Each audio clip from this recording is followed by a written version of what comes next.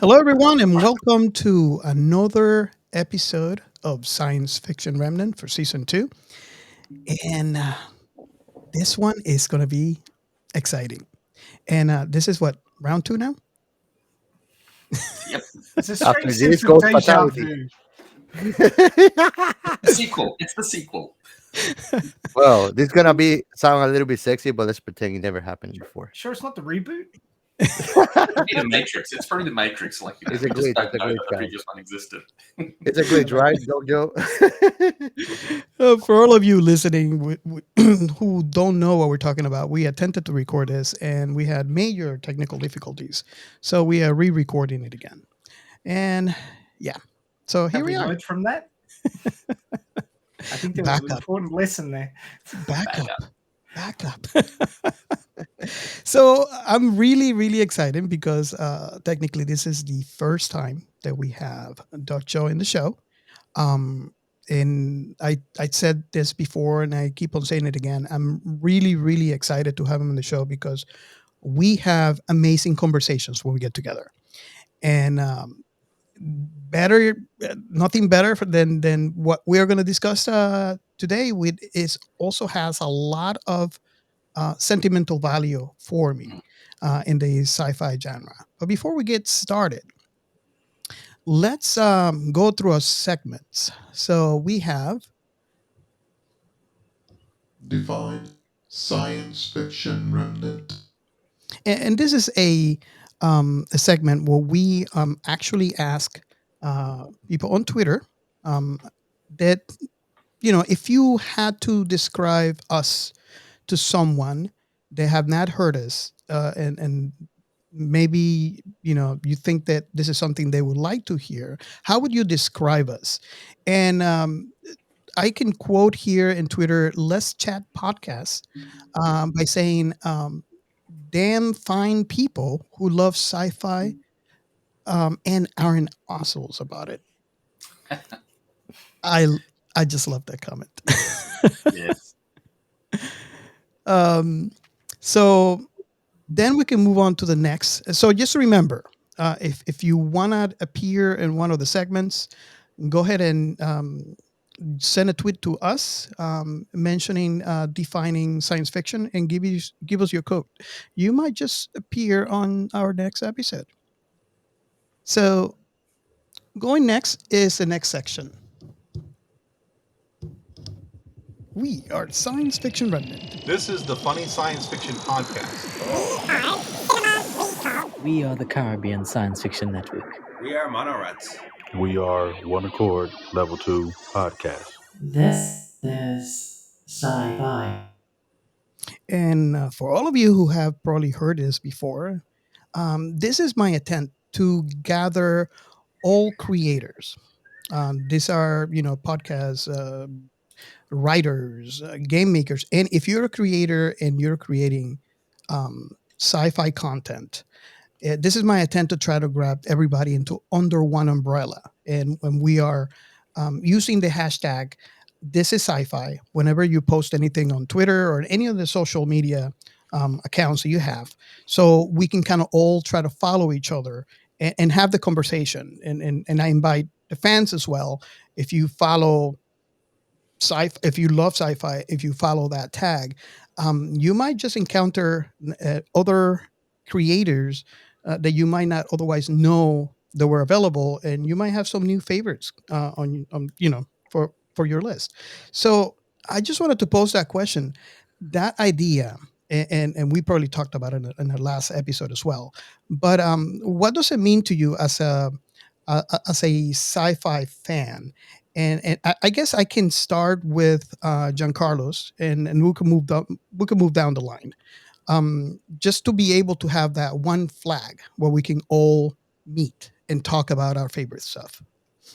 Well, coming from me, as not being sci-fi from all my background, sci-fi is just that escape of reality that keeps you in touch with the real world still. You know, is where two worlds meet, really, if you think about it. Because even though it's maybe fantasy, they make it believable. And really, it brings us all together as a community. I mean, they can call us nerdy or geeky, but I mean, it's a non-judgmental place where anything is possible, really. And that's one of the things I love the most. It's like being in a Comic Con. Definitely. Okay, so next down the line. Would that be me or Joe? Oh, yeah. You go, right? Go ahead. Okay. Go ahead. You go. Well, I was thinking about that while John Carlos was talking, and a little statement that might make you think came to mind, and it goes along the lines of yesterday's tomorrow today. And if you think about that, especially with Logan's Run, which we're looking at today, is that it was a vision of the future from 1976, which is before a lot of people who are listening to this were born. So it is a vision from the past about the future, and we're talking about it today. So it brings what people thought would happen in our future, and we talk about it now. And a lot of this stuff drives where technology goes. The classic being Star Trek and the data pads creating iPads and tablets and things like that. So and flip phones and all those sorts of things that came about because people saw them in sci-fi and went, wow, that's cool. I want to make that. And sci-fi is the thing that drives humanity forward in a forward vision. It gives people a look into what could be and gives them the impetus to make it happen. And that's what I really like about it, especially in creating science stories and sci-fi stories, because I'm a writer. Some of those in the future some of that might come true, and that's really exciting. So you basically are just as excited as I am to have one place where we can all gather. Oh, for sure, yes. Nice. Science fiction is the thing that brings people that are looking forward together, and that's why it's so wonderful. Yeah, I totally agree with that. I think for me, so I can really I think science fiction means different things to different people, and there's very different types of science fiction. But for me, I really look at fiction as a whole as being a way of exploring what it means to be human. I mean, it is our way of understanding the world. And science fiction, hard science fiction, which I'm particularly drawn to, is our way of seeing how humans cope with change, both good and bad. So you've got writers like Greg Egan, who's way out there on the hard science space, and he really explores what's the positive and the negative on society, on people, and how we as humans cope with that change. And then you've got the softer science fiction like Dune, which again explores politics and the realm of the political. So for me, science fiction is looking forward. It's the way of saying, how do humans change in a progressive manner? And I don't mean that in a political sense. I mean that literally as we move forward as a species, possibly into the stars. What will change with us? It's that exploration. And generally, science fiction, even the most troubled things like aliens and so forth, wonderful, wonderful genre there. It's hopeful. And Star Trek, I think, is the pinnacle of that, that hope. We can be better. So science fiction can map a pathway for us forward. So it's just a great area.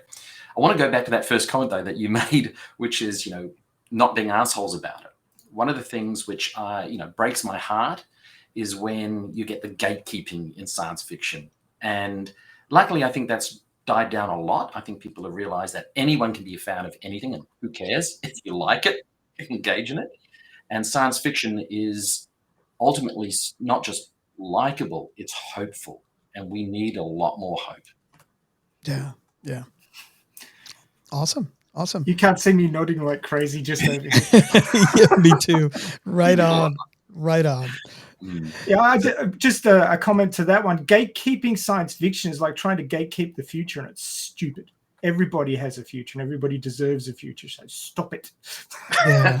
It's funny. It's funny when you look back in time, not just this movie, but all the science fiction throughout time.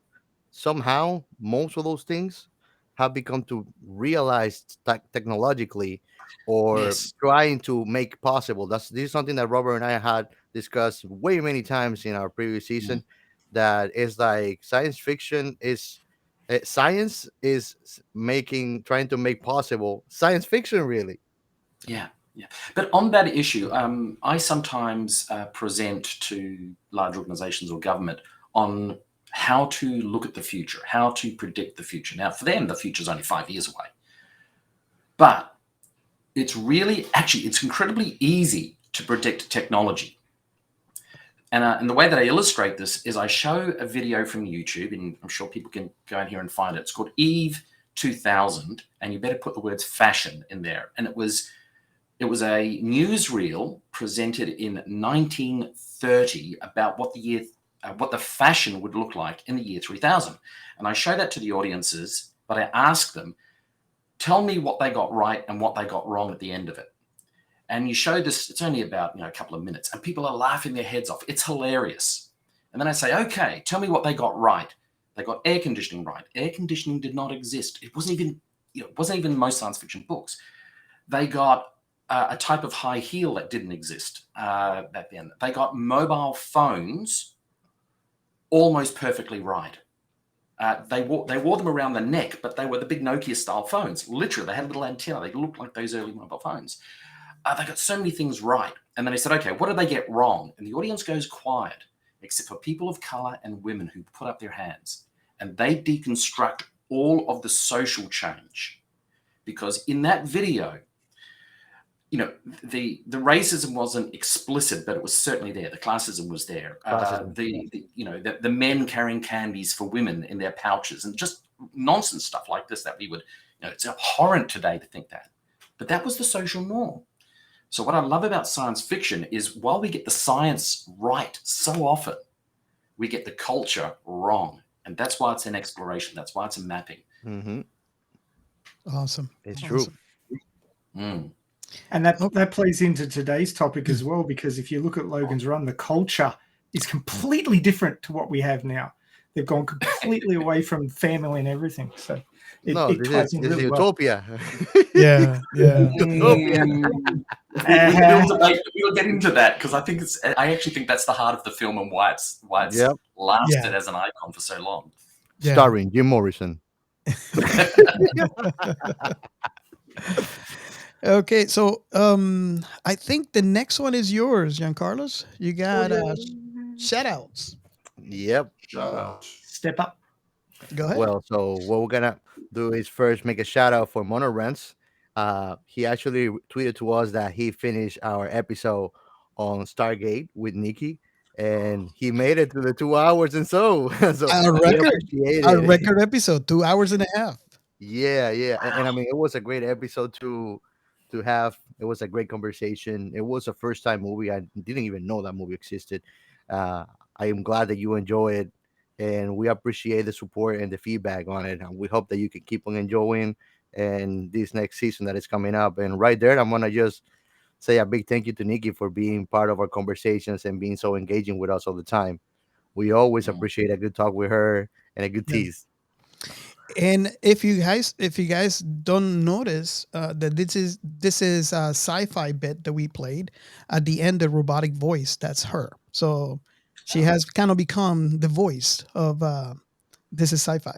But we need you to be back, Nikki. Yes. And lastly but not least, I wanted to also thank Angelus from A Little Army. We always love the engaging conversations we have with you on Twitter. It's just fantastic. This is part of what science fiction means, is the exchange of ideas, thoughts that we have each other about what is science fiction, about the things that we love within science fiction, which is a whole universe on its own. So we always appreciate the feedback, the conversations, and always keeping engaged. Thank you so much, and Thank that'll be you. all for my segment. Just Awesome. before you move on, Angelus and I have been watching Black Lotus. That's yes. the computer animated Blade Runner anime. Yes. And What's the name of it?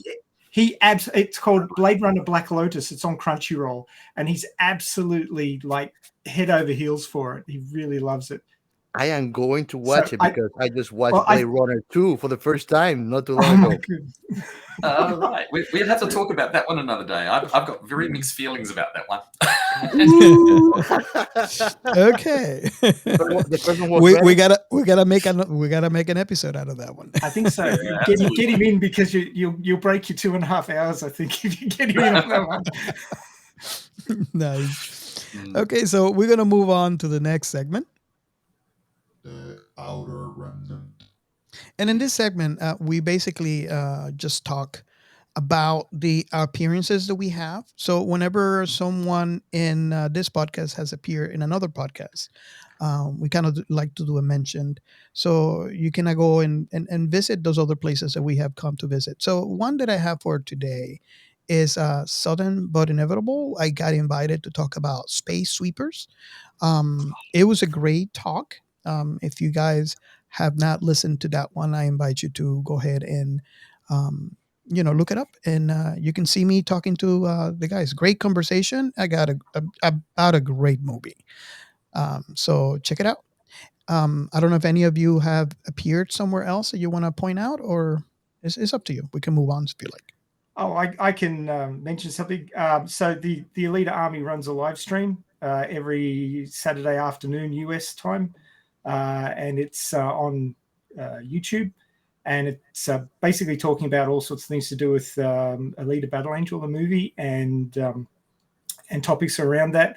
I'm one of the hosts. We've been going for over 2 years. We're up to our 101st episode and still going strong. So if anybody has an interest in the movie Elite Battle Angel and wants to join the fandom to try and get a sequel, apparently Robert Rodriguez is going to pitch to Disney after the Book of Boba Fett finishes, which is the last episode is this week. So that'll be a big one. And then hopefully we'll get our green light for a sequel. So that's what we're working on. Awesome. Or maybe a TV series. That would be awesome too. Oh yeah, take whatever we can get at this point. I'll take it. I'll take it. I'll take advantage of my Disney Plus membership. Well, if you haven't watched Book of Boba Fett, go and watch it. It is really good. If you like Westerns and Star Wars, it is just brilliant. Yes. Well, I have to actually. I have to because I watched oh my god, The Mandalorian twice and loved it. And I mean, not he's even in a year and a yeah. He's been in the last 2 episodes. Yeah. Oh, and Giancarlo's, by the way, the Boba Fett, here's what happened. Okay. I'm going to tell you everything about it. All right. Don't you dare. Well, this podcast is known for spoilers, but let's not spoil something we're not actually supposed to be talking about, all right? Yeah, and don't spoil The Mandalorian because I've scheduled some time for that with my beautiful wife. Her favorite sci-fis are actually Stargate. Like she's just nuts over Stargate, like Star Trek. But The Mandalorian, she just ate that up, and it is. We've only seen the first series, and it is just. It's that classic. That people say it's a Western. It's actually samurai. Replayed through Western, replayed through culture. So it has this depth. Which I think is magnificent. The writers who put it together did a superb job. Yes. Lone Wolf and Cub sort of, feelings in there slightly. It was just brilliant. Not without the gore. Yeah. Well, I would have to say Bushido essence on it. Oh yes. Right? Oh yes. Yes. The hype is real. It's an amazing show. Okay, so I think we went around enough. So now we can dive into the topic of today's episode. We're going to talk about the movie. It's a 1976 production called Logan's Run. This movie cost $90 million to make, and in the box office, it made $25 million. So it made money. And basically, if I can give you a synopsis just out of my head, I don't want to just. I do have a plot synopsis here ready to go. Oh, you got it? Yeah, I do. Go ahead. Go ahead. According to the wiki page, it only cost $8 million to make, not $19 million. 8.5. Just closer to 9, and that was. Oh, so that's probably why I said $9 million then. Yeah, Okay. and at the time, that was a really expensive movie. That was a massive budget for Yeah. a movie of this type. So sorry, Greg. I'm Go ahead. I'm a That's geek fine. for details. No, that's cool. No, I'm just going what the wiki page is. That's why I said the wiki page. Go ahead. Go ahead. Okay. So let's see if I can get my presenter's voice going. The year of the city is 2274. The remnants of human civilization live in a sealed city contained beneath a cluster of geodesic domes. A utopia run by a computer that takes care of all aspects of life, including reproduction. Lucky computer. The citizens live a hedonistic lifestyle, but to prevent overpopulation, everyone must undergo the rite of Carousel when they reach the age of 30. There they are killed in the guise of being renewed. Oops. To track this, each person has implanted at birth a life clock crystal in the palm of their left hand. It changes color as they get older and begins to blink as they approach last day, blinking red, because, scary stuff. Most residents accept this chance of rebirth, but those who do not accept it attempt to flee and are known as runners. An elite team of policemen known as Sandmen, outfitted in predominantly black uniforms, are assigned to pursue and terminate the runners as they try to escape. Logan 5 and Francis 7 are both Sandmen. I do believe that the numbers behind their names is their clone number, so these people are cloned. After terminating a runner, to whose presence they are alerted during the Carousel rite, Logan finds an ankh amongst their possessions. If you don't know what an ankh is, it's a symbol from ancient Egypt. It's sort of like a cross, but the top's got a loop. Later that evening, he meets Jessica 6, a young woman also wearing an ankh pendant. Logan takes the ankh to the computer, which tells him it's a symbol for a secret group whose members help the runners find sanctuary, a mythic place where they will be able to live out the rest of their lives and not be carked at 30. Well, we'd all be dead, wouldn't we, guys? Yes. Yeah. Logan learns that the Sandmen have lost 1,056 runners this way. The computer instructs Logan to find sanctuary and destroy it, a mission which code name is Procedure 03303, which he must keep secret from other Sandmen. Then the computer changes the color of his light clock to flashing red, suddenly making him 4 years closer to Carousel. Scared, he asks if the 4 years will be restored to him when the mission is completed, and the computer gives no response.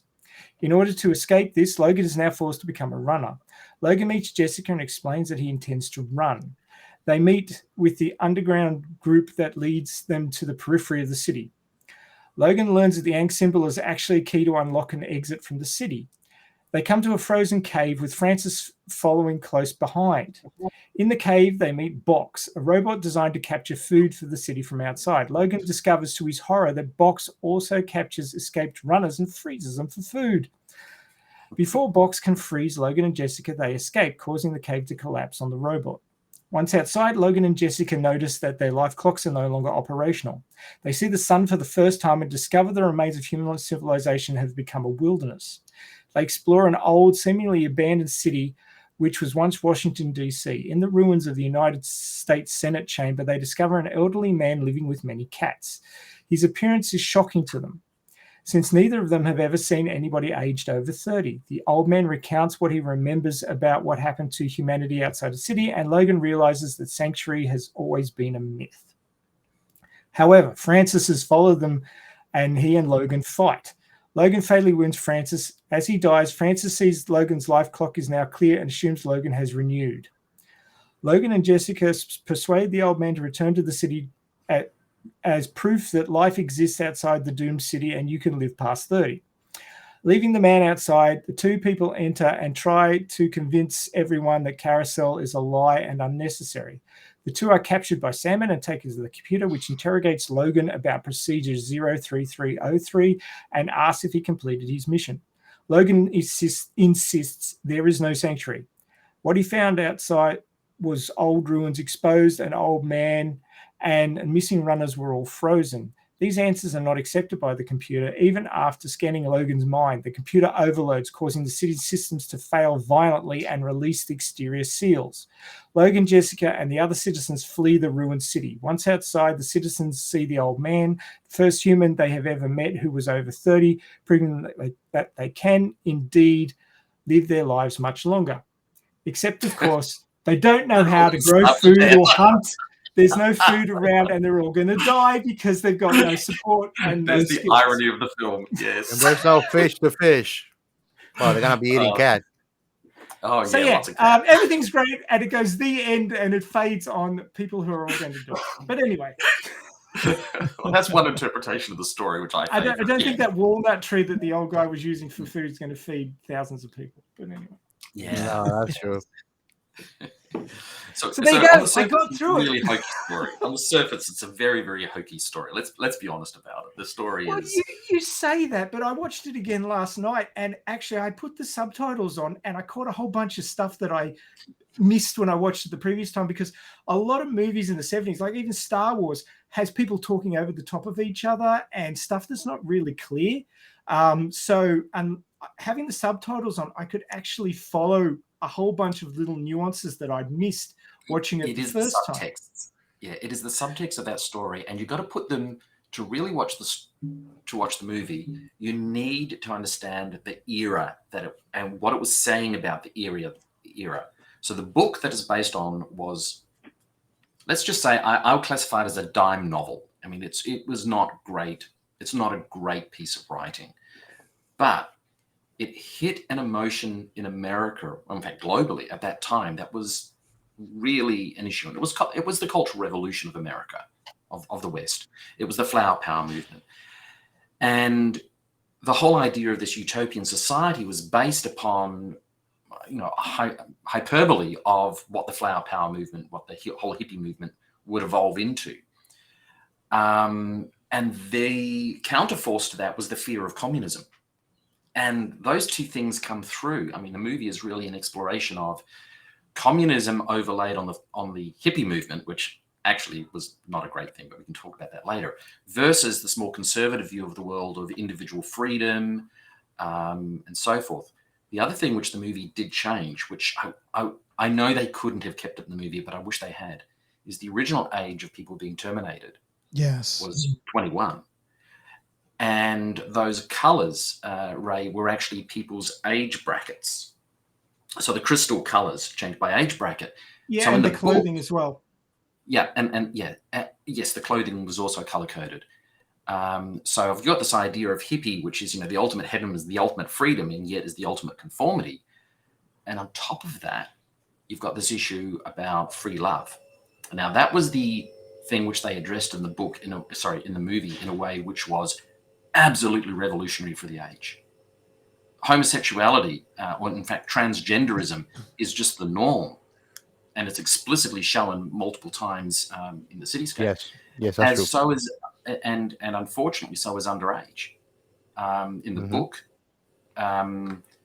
you definitely have 15-year-olds engaging in orgies and things. It's not explicitly in the book, but it's clear that that is part of that culture. In the movie, by upping the age limit, they got around that, rightly very sensitive issue. So great balancing act, but putting all of that into the context of the age, it was blowing people's minds, absolutely blowing people's minds.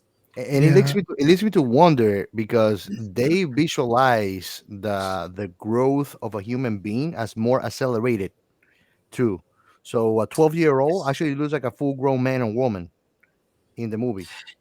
Yes. Have you noticed? And that was an interesting one, because this idea of humans as, on one end, a product of society whose only job it was to consume.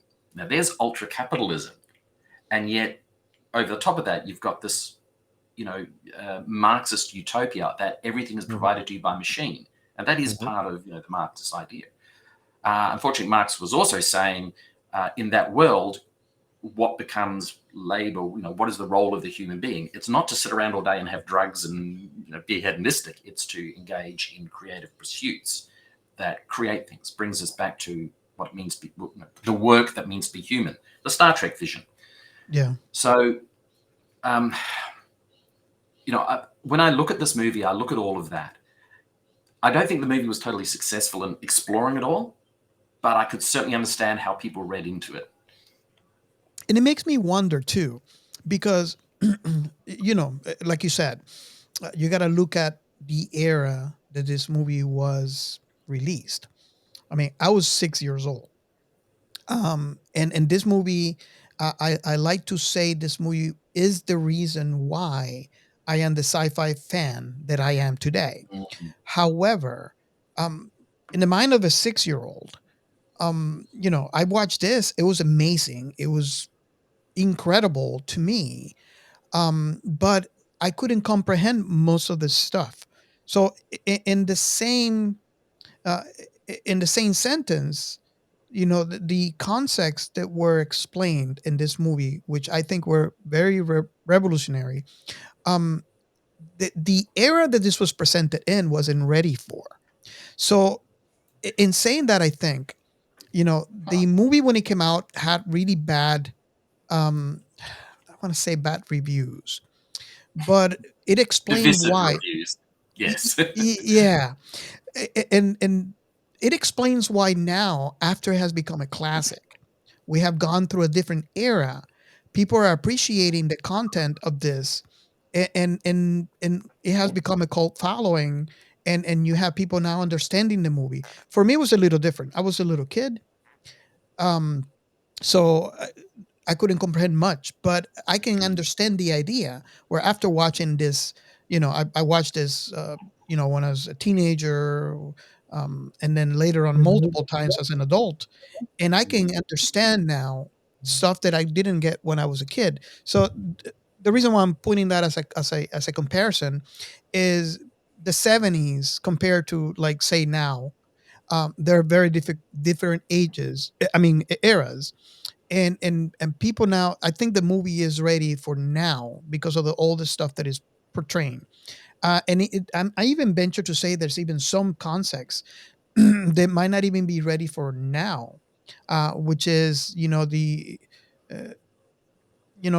like, for example, kids, and how kids are dealt, although it wasn't expressed in the movie, how they gone about in, which we might not be, even me myself, I'm not completely ready. But I love that observation. The role of children in modern, well, the current economic environment. The role of children is burden, and the role of schooling is to prepare them to not be a burden, literally, explicitly, with some of the stuff I've studied.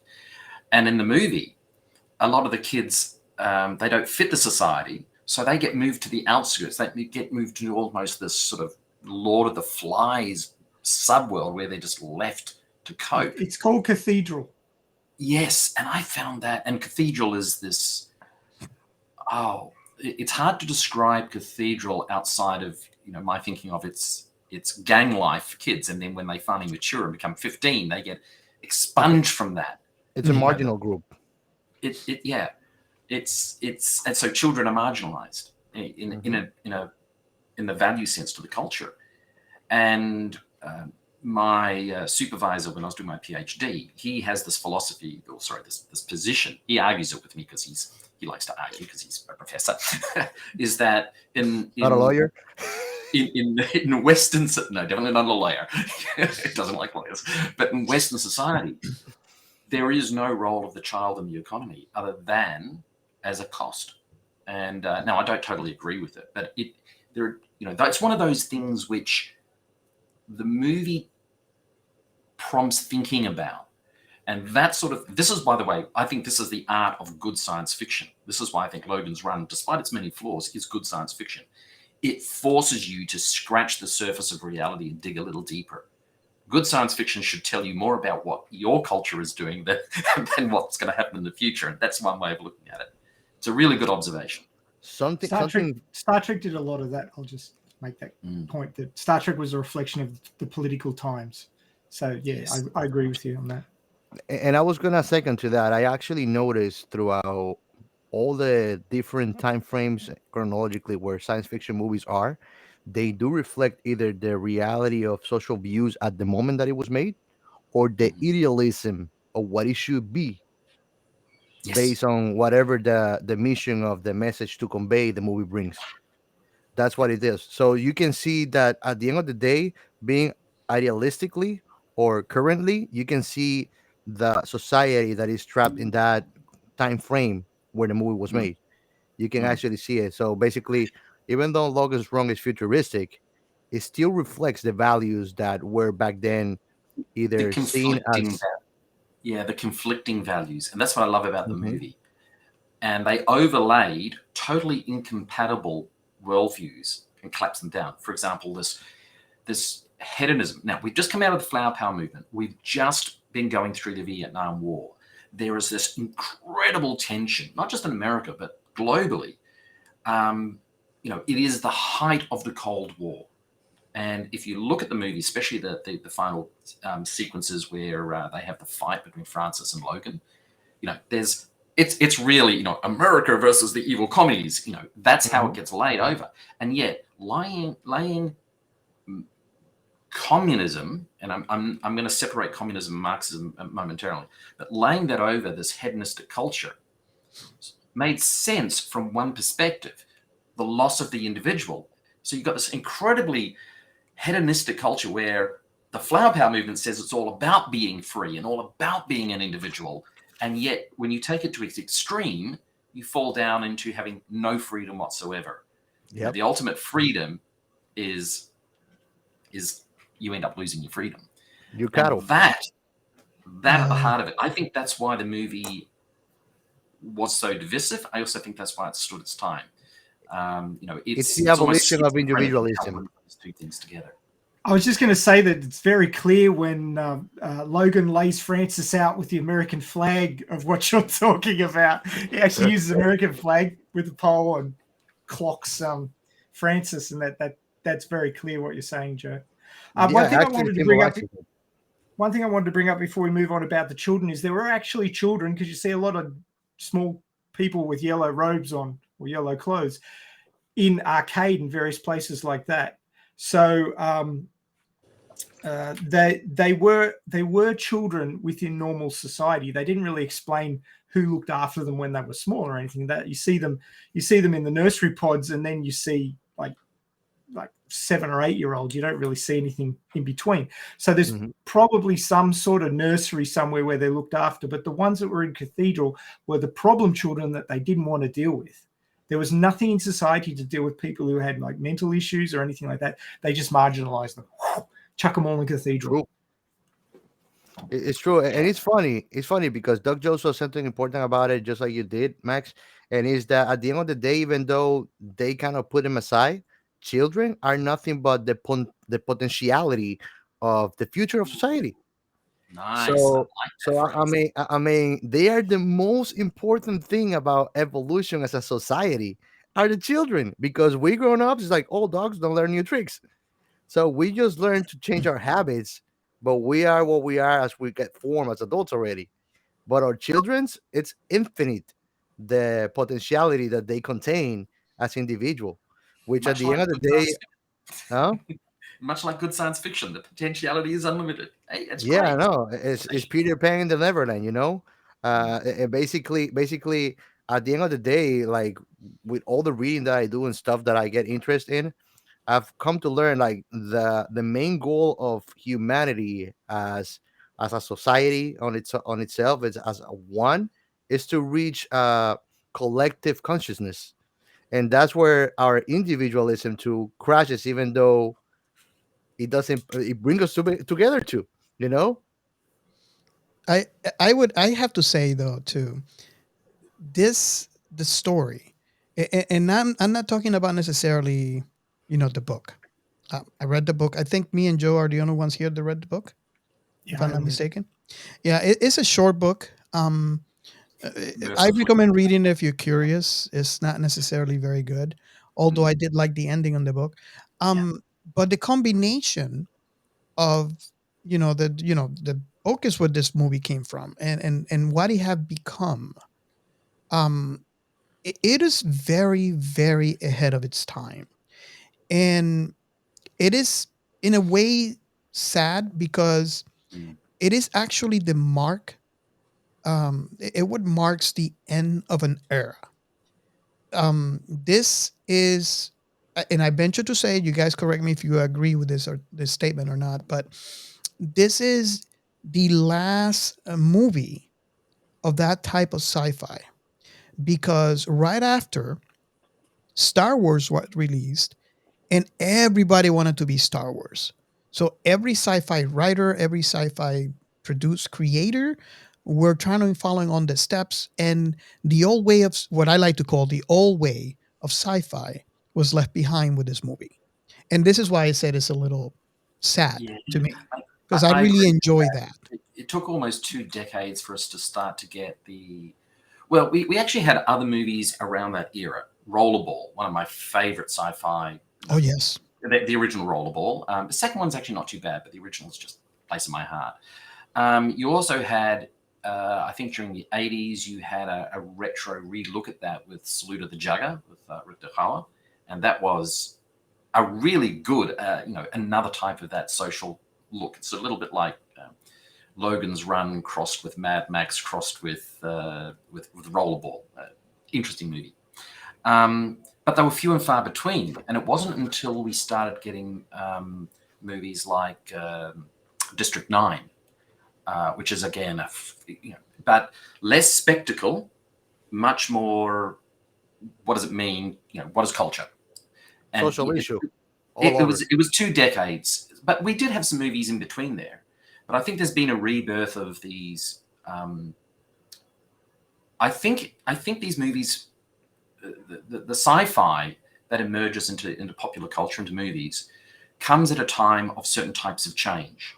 And throughout the late 90s, certainly in the 2000s, there's a lot going on in the world. We see the changing economics and positions of, say, China in the world, and all this happening. The last time we had these big mega changes economically and socially was genuinely in the Flower Power Revolution, the 60s. So it makes sense that these movies are trailing that. Also, the rise of zombie movies coincides with this, just incidentally. Horror movies go through the same cycle. Yeah. Speaking of economics, I feel that this really thought-provoking sci-fi, while culturally important, wasn't much of a money spinner. And when Star Wars came out and made mega millions, everybody went down that road because it made more money. People wanted adventure. They didn't want to have to think too hard. And I was of the same age as you, Robert, when I saw Logan's Run and all the other sort of movies around that era. And I got to say that Carousel scared the crap out of me as an 8 or 9 year old. I had bad dreams about it. It's probably the hockey masks that really did me in. But people floating up to the ceiling and exploding. Even as an adult, man, it's terrifying. Yeah, it's I kind don't of. want to turn 30. I find it very interesting that we both have very different experiences on that scene, and that shows you how. Giancarlos, Creepy, don't creepy. worry, we're not sending the Sandman after you, okay? Oh no, you can send it, man. I watched the Ready movie for again last night. him. I watched the movie again last night, and in the carousel scene, I could still see the wires that they were using, although it was particularly good. That scene. Look at the technical movement. That scene was, for its time, as revolutionary as the Matrix opening scenes were. There was a certain spectacle to Logan's Run. Again, we look at in today's movies and it's by the by, but of the era, that city model, the wire work, that whole sequence, I think took them a couple of weeks to film, because the wire work was more or less all new technology, new application of technology. The choreography was spectacular, and that's why it went on for so long. It didn't scare me. I just thought it was, quite frankly, the whole thing was Rome Colosseum. It's not just the people going up into the air and with this weird sort of anti-gravity levitation and exploding. It was quasi-religion as well. It was the people cheering from the side. We're cheering for death. at the same time, they're cheering for life because they thought that these people could be reborn, quasi-religious. But from a technical filmmaking point of view, it was absolutely revolutionary. How old were you when you watched it for the first time? I don't know. Most of my childhood was a bit of a blur, quite frankly. I had a pretty, shall we say, disrupted childhood. But I probably was about 10 or 12. Okay. And I remember watching the TV series first. So I didn't see the movie in the theater. I liked it. I know it's bad before you guys say anything. And There was No, a Logan. it's- There was it- a it- Logan's Run show. the Yeah. Logan's Run TV Yeah, show. TV series. I One actually series, bought one it. season, I think. Oh, Yeah, there's wow. only one season. That's it. Yeah. And I get why they did it. It felt, the movie actually feels like it needed more to some way. There was actually a lot of TV shows on around that time that were maybe what happened is we stopped making these movies, these sort of thought-provoking social commentary movies, and we moved them to television because we had shows like The Tomorrow People, which they tried to do a remake of that crashed and burned.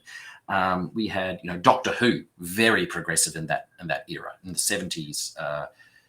iRobot and all of that, really good stuff. Maybe Tom just Baker on is best boy.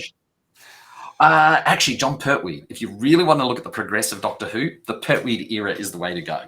Now, before we move on from the TV show of Logan's Run, let me ask you something because I just woke curiosity on me.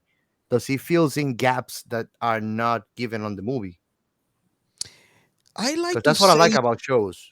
I like to say yes in a way, only Joe was because like, no. only because it's a TV show. You have a lot more time to explore some areas. Yeah. And notice how I say in a way. They changed some of the canon, and it didn't really work for me. Oh, The interesting thing is dangerous that terrain. in the sequels, in the books, there is a sequel to the book, and it's sort of the framework for the TV series. And then the third book basically has him going into another dimension, and the concept there is actually the universe of Logan's Run is an ultimate. It's one of those multi-universal theories. So there is another universe which is much more like ours. So this was an alternate timeline, if you will. And it would be interesting to explore that. I also think that's a bit of a trope which is overused when writers decide that they want to reset the story to some degree. But the TV series was entertaining, and for a young preteen struggling through the fear of the Cold War, and I think a lot of our listeners might not actually anticipate how freaking scary the final year of the Cold War was. Yes. It was, if you remember the Cuban Missile Crisis and all of those, this was high stress times. I live in Florida, and I remember seeing pictures where they have missiles on the street down in Key West. So yeah, it was scary times. Let's get him, Nixon. Wrong area. And in some ways, we're heading into the same fear. I speak to some people who are younger than me, and they have the same level of fear now about the uncertainty with what's happening with the world economy, but moreover, the real impact of climate change, which is now becoming very evident. In fact, climate change, we have to talk about that for Logan's Run. It's one of the first movies. They didn't call it climate change. They didn't draw it out, but boy, is that world climate disaster ready. I mean, that is called a catastrophe. They didn't mention it. It is portrayed. It is portrayed. Like you put it right outside. You put it the right way there. You didn't need to mention it. It was right in front of your eyes.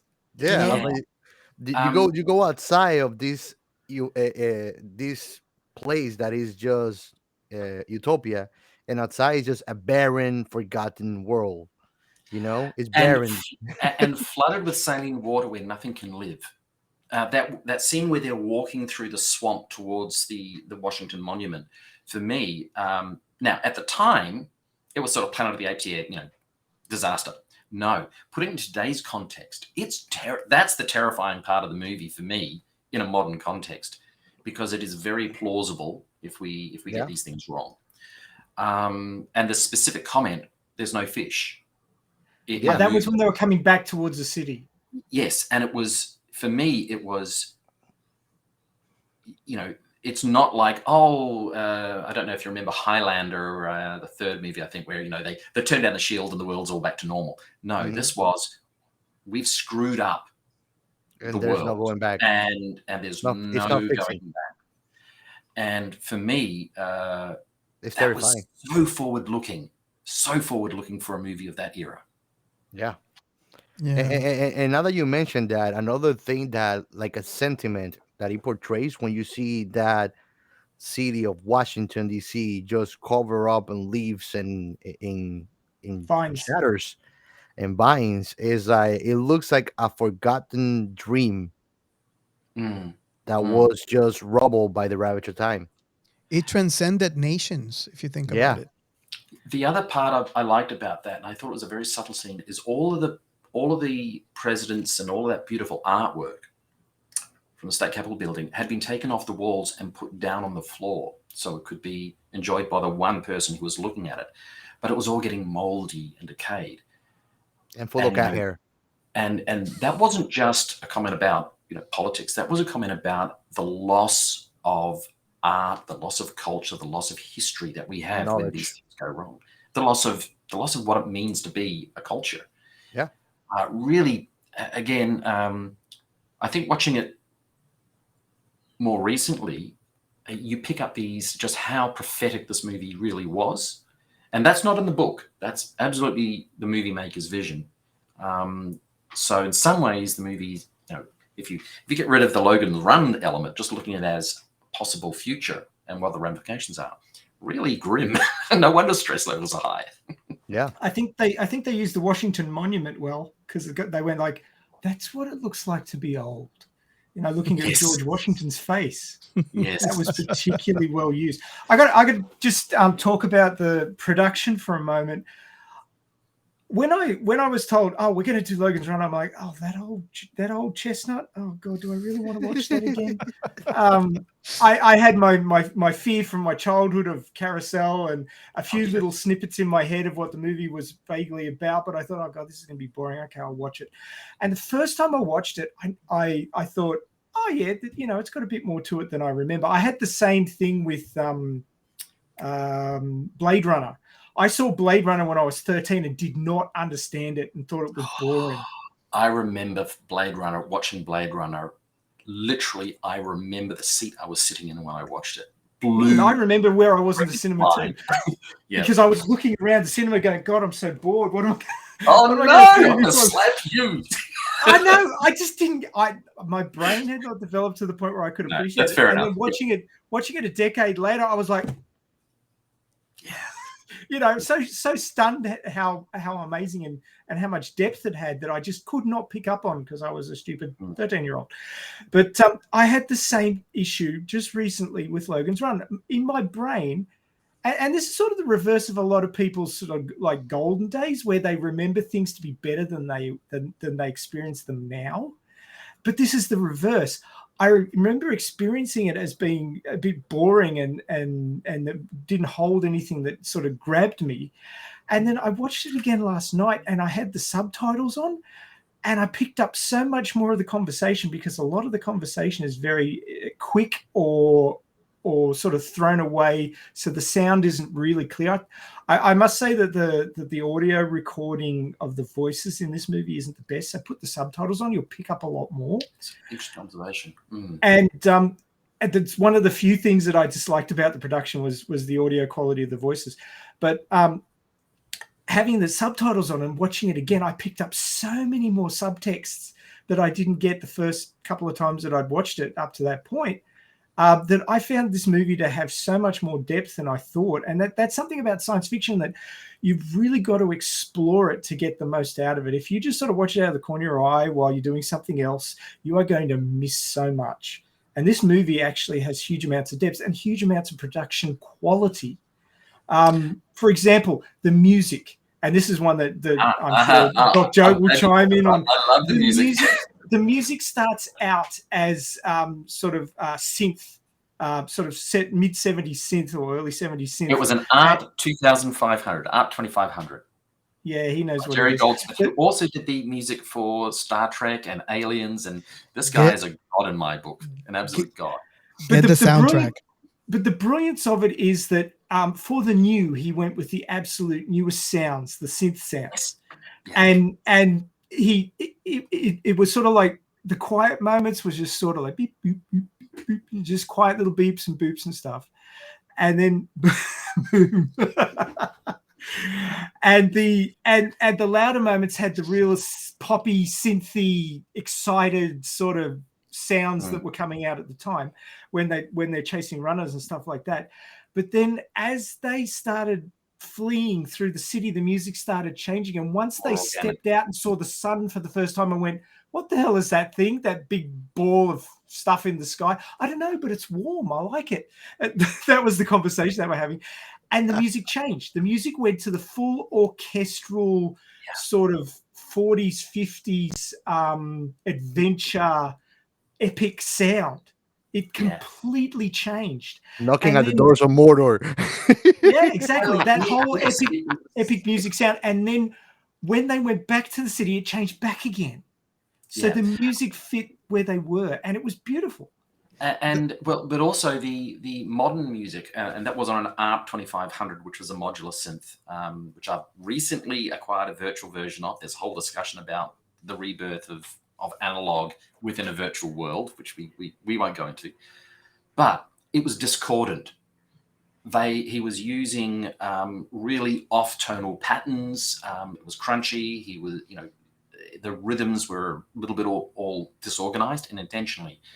And I think, the subtext of this is Goldsmith was using the sound design, and I agree with you on the voice to some degree, but certainly on the music, the sound design was such that it, even though you've got this hedonistic, fully self-indulged society, especially that scene where they go through that weird orgy room where people are trying to drag you off into the dark. The love shop. Oh my God, that was terrifying for me. But the music in that was just, it was like, clown core crazy. Yeah.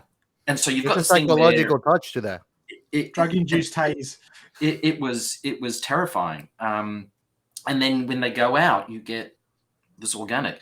The only other movie which I think has done that as explicitly as Logan's Run was actually a movie called Equilibrium, which in some ways is similar to Logan's Run. Season 1. Yes. Oh, it's a fantastic movie. And I remember that movie, the biggest scene of that movie for me was when Christian Bale's character, I can't remember the name, I'm sorry, he finds a room with all the old books and the art and all that stuff. And he puts on a record, and it's Beethoven's finale, the symphony. And his world breaks. Because all through the movie, there had been no orchestral music. There'd been nothing like that. And this comes in, and I felt, it was good acting and great scripting, but it was great sound design. Suddenly he discovered the emotional context of being a human, and he did that through music. And that's what we saw in Logan's Run. Like, absolute masterful. Very few movies get it that right. Yeah, and I agree with you. I mean, the score, many people don't really realize it because it's behind the scenes, but the musical score in a movie can help guide the audience through the story just as well as as a nice written story. It can influence even the sentiment that creates a scene. I think it is the core of it. If you take a look at, the highlight of that was Conan. Conan has almost no dialogue, the Schwarzenegger Conan, the first one, but the music for it is considered an orchestral masterpiece, and the movie is actually driven by the pacing of the movie is driven by the pacing of the music and vice versa. You're absolutely right. The scores are incredibly vital, and in sci-fi, we all remember the Imperial March. Now, do you yes. remember the scene? Maybe not visually. I'm sure there's plenty of people out there. I don't, but boy, I remember that score, and you remember the emotional context of that. So Logan's Run probably doesn't have the replayability of some of these other pieces of work, but certainly was incredibly clever. I remember the scene from Star Wars. It was actually Empire Strikes Back. It was the Imperial fleet, and then Darth Vader walking up the middle of that run in the it's not a cockpit because it's the bridge of the Super Star Destroyer, and he's just walking up. I'd love to imagine watching that scene though and playing Staying Alive. You can tell on the way it would have a very different feel to the scene, wouldn't it? Oh, you don't have to go that far. What about the music from the cantina? Oh yes. Well, you mentioned that about Staying Alive. I'm thinking of Hitchhike Guide Through the Galaxy. There's another great piece of sound design. That was a CA. I think that was the CA-80. Yeah, I love my synths.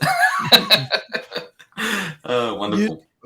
Something that I learned this week was that this could have been a marble, and I was really shocked.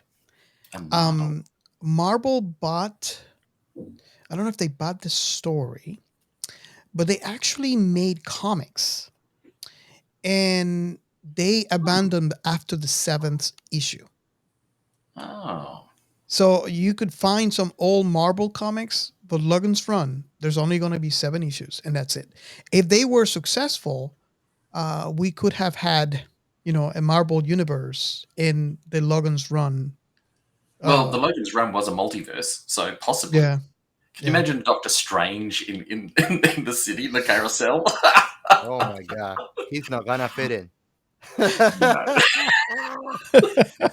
Speaking of multiverses, I just wanted to bring up the issue in the movie of food. You never see anybody eating. You see people drinking, but you never see them eating. And I thought to myself last night, maybe it's energy drinkville. Maybe all they do is drink energy drinks because it kind of the bright red stuff. I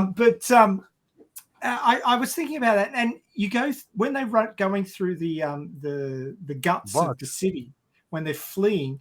I haven't got the box yet, but they're fleeing and they see the breeding pens for the fish and stuff, which are all overgrown. There's a few fish still in there, but they're not being maintained. They're not being used particularly much. And Logan says, "Oh, I heard that the city used to get its food from the sea." But he doesn't actually say where they get their food from now. And in the course of the movie, they discover that the 1,056 runners who are unaccounted for have been frozen by box, and they've been frozen in the food storage area. So I often feel that this Soylent Green, you read my mind. This movie could be the future of Soylent Green. When was Soylent Green? I think that was 74, was it? Yes. Well, there's a funny fact here. Remember when Logan's Run was put on hiatus because they were thinking, SciFi wasn't going to go, it was going to go the downside, and this is why this movie took so long to make. I think the movie Soylent Green and the movie Westworld, which I'm still trying to get Giancarlos to watch. And I'm trying to get him to watch the show. Watch the show. Those two movies are the reason why we have Logan's Run today, because they saw it and they said, "Oh, hold up a second, SciFi is not going away." So it's like, okay, let's continue with this, and they continue. And it's interesting that you mentioned that because those movies came first. Yeah. And they are I like to say, I don't know if you guys agree with this, but I might like to say that we have Logan's Run because of these two movies, because of the success of two movies had.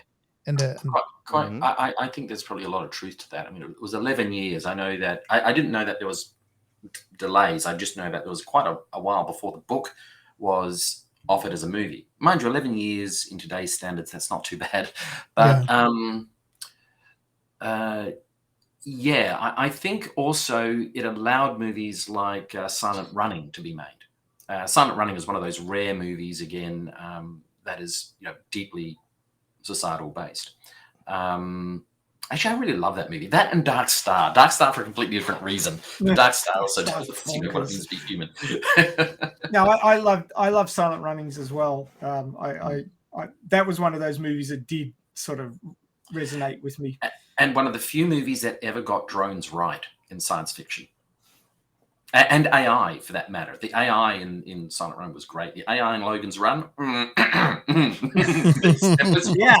It's already more advanced than that. yes. Well, more and less. But anyway. But now there's an observation that I also got from Logan's Running that reflects also the repercussions of how human society developed based on that utopian idea, which is if you notice when the runners, when the Sandmans are going behind the runners, they depict a creepy looking joy, like they are sporting and hunting. Psychotic. They are absolutely, yeah. It's like And it's like psychopath, full on well, psychopath. I think one of the key things that comes out of this movie for me, and you're absolutely right, Logan and Francis are horrible people Yeah, in our context. There is no value of human life in that society. There's no. only a value of a short amount of pleasure for a short amount of pseudo adult life. And that sequence where they're chasing down the first runner and they play with him, cat and mouse, Yeah, horrifying. And then when they kill the body, I know that one of you talked about how they did that scene. That yes, was one of those Yes. other scenes that yeah. it didn't terrify me, but it was like, for its Holy age, it was Jesus. horrific. It was Yes. amazing how they were able to create that scene. Someone figured out that if you put kerosene on cellophane, it just disappears. So Oh you my put in God. a Feels red creepy just to cellophane, look put at it. kerosene on top of it, and there you go. You have your scene, and Yep. it was so like shocking to see Yes. that. Mhm. And Now, there's no CGI. no, there's not. That's one of the incredible things that the movie achieved with some of the ideas that they depicted. Now, psychologically, here's the bigger pointer about that specific observation I have. It also depicts a nature that we have. We humans are very individualistic and base our meaning through experience.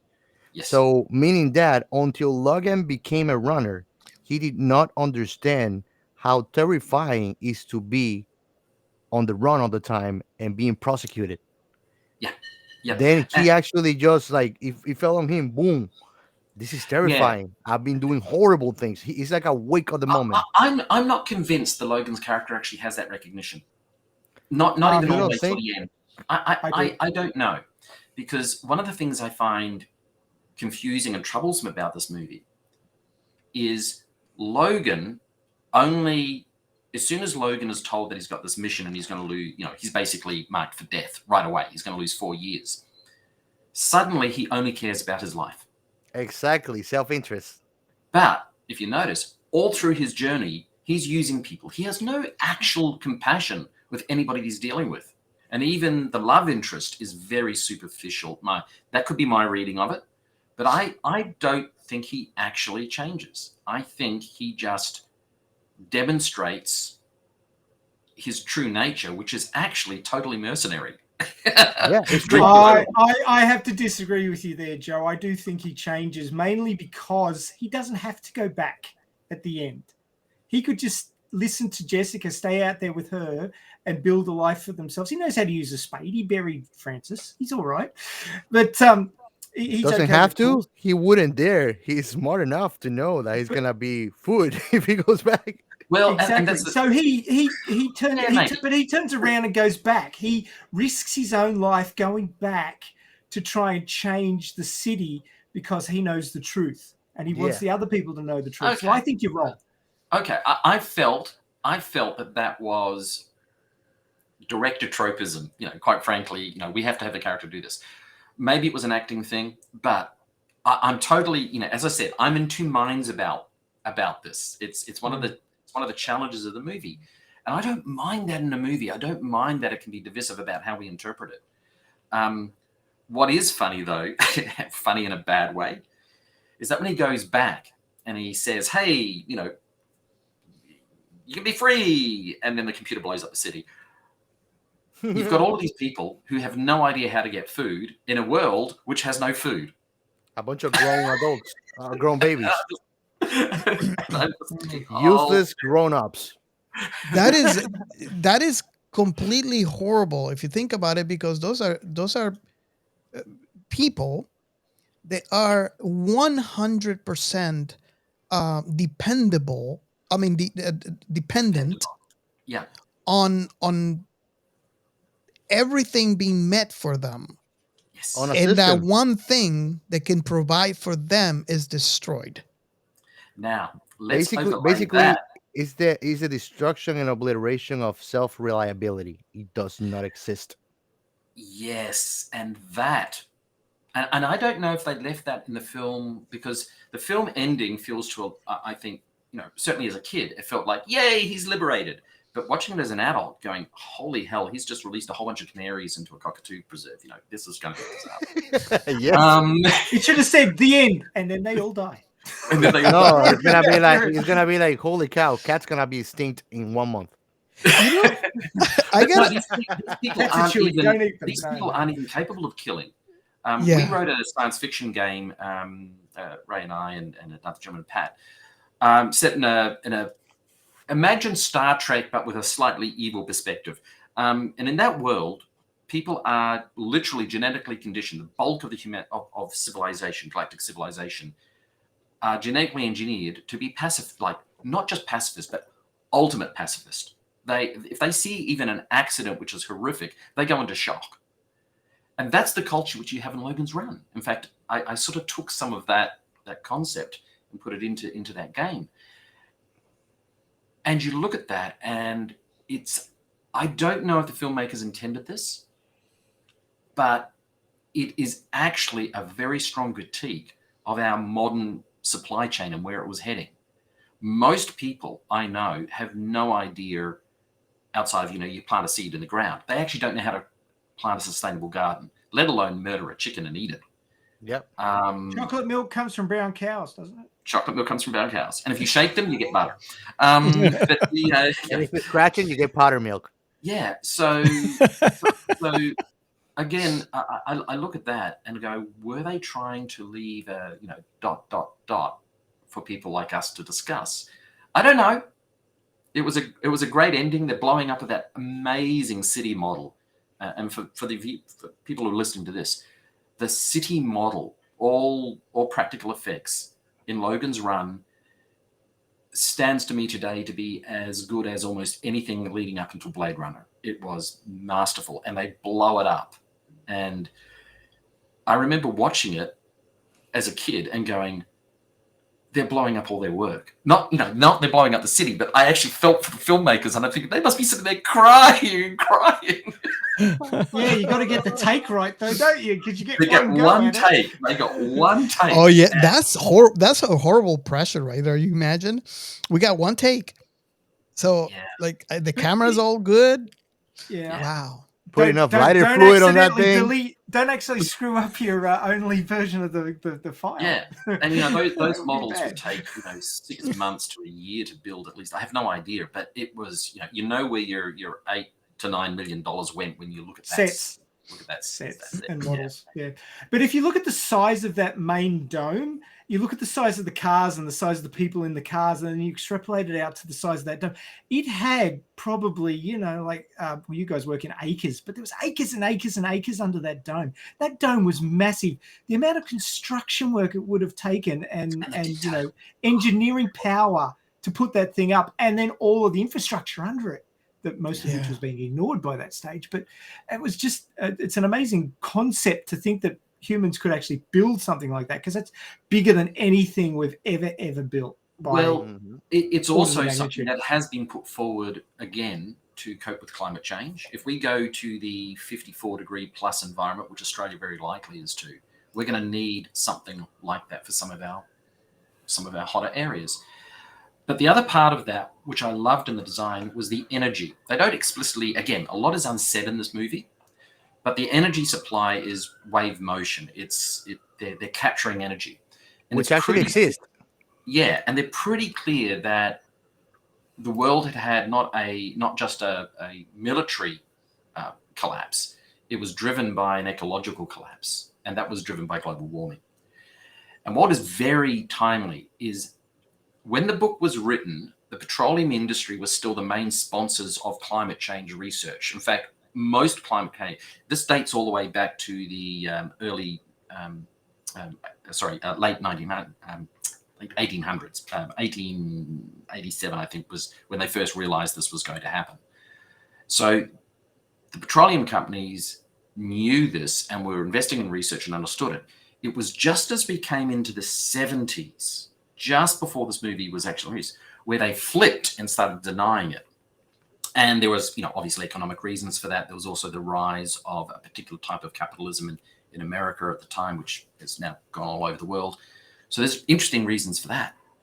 But the fact that they had a culture and a solution to global warming so definitely defined and yet so understated, I think was a masterstroke. And I did not get that as a kid. I only got that watching it again last year. And art of good science fiction, show don't tell. And the funny thing is that it shows like this great solution was found out just too late to remediate. Yes, that's a good point. Yeah. Because like the whole system did not start under a good self-sustainable system. If And not, society had to be destroyed. The society and the freedoms that we genuinely enjoy had to be Mhm. destroyed for survival. And that wasn't a survival. Oh, that's a really good insight. I like that. Yeah, it's true. Yeah. I mean, you talk about supply chain, and I mean that's one of my areas of expertise. And Ah, basically, it is true. It shows like if we have these eco-friendly ways of generating energy, why everything is dead outside is because we didn't do it early enough. We kept on playing with our finite resources while damaging the ecosystem mm. until there was no a turn There's back no, point. there's the point of no return. The point of Tipping no point. return.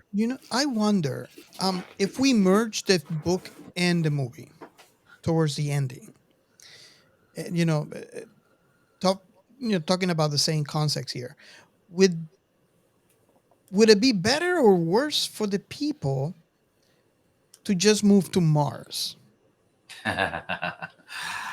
Yeah. Because if I we think about it, there's probably another colony. Well, obviously in the book there was another colony in there, uh, but it makes you wonder because obviously they don't expressly detail. Obviously not in the movie, and not much in the book. But I like to guess Mhm. that it would be just similar to the one where they would have Carousel, where they would have all the stuff in there. I would So, like. I have an answer for that. Finish your thought. well, I'm thinking because obviously the rocket is somewhere there, Yeah. um, and they just have to find it and then migrate everybody into Mars to that colony. So I always thought about that. Like, what if? Now here comes the like the thought provoking thing is like if you look at the whole structure of this society, it's completely plausible outside of the planet because we're talking about a dome. It's a self-contained ecosystem, right? So Mhm. the only thing Theoretically, that, but no. yeah, theoretically, of course. I mean, we already have the 3D independent printers that are roaming around Mars, making things out of the same surface of Mars itself. And I mean, this is all just new terrain for human science. But basically, the only thing that I think it will be necessary to making a thriving society is to eliminate the political reality portrayed on this movie, because that will be bound to be doomed. We are hmm. a species like life means constant change. Something that I read a lot about utopianism with psychology is that we cannot have an utopia. If we get an utopia, we're gonna screw it up for something to change because we cannot have the same every day, every day, every day. That makes life The dull and Matrix. unappreciated. Yeah, talked the about that Matrix. quite well. Yeah, Matrix. exactly. I was going to Exactly. say that too. I do agree with you, and there's plenty of philosophy, and wonderful treatises on what it means to be human, what it means to be society, and change, and all that. Um, the I want to come back to one of the comments I made very early on, which is the role of science fiction and the role of technology. I think the technology in Logan's Run, with the exception of how they portray the AI and that weird ass robot, which was basically a cheap Doctor Who set, it's not a perfect movie, but the technology was unbelievably spot on. It was extremely smart technology, really good view of the future. What we get wrong, what's the hardest thing for a futurist, no matter how much data you've got and how good you are at making predictions and so forth, it's the human element. There's the concept of tame and wicked problems, and this idea of what will a culture look like Our unpredictability. is really hard. I was one of the founders of a very early internet company. It's where I made my mark on the world, if you will. And we actually came from a bulletin board, so pre-internet, and then we were looking at the usage patterns, and we saw something that we called intersectionism, which is different from how it's currently been called, which was when two quite strong groups, maybe a football group over here and a racist group over here, when they get together, a certain cluster of those people will become incredibly fanatic and incredibly active. And we closed it down because we said that was dangerous.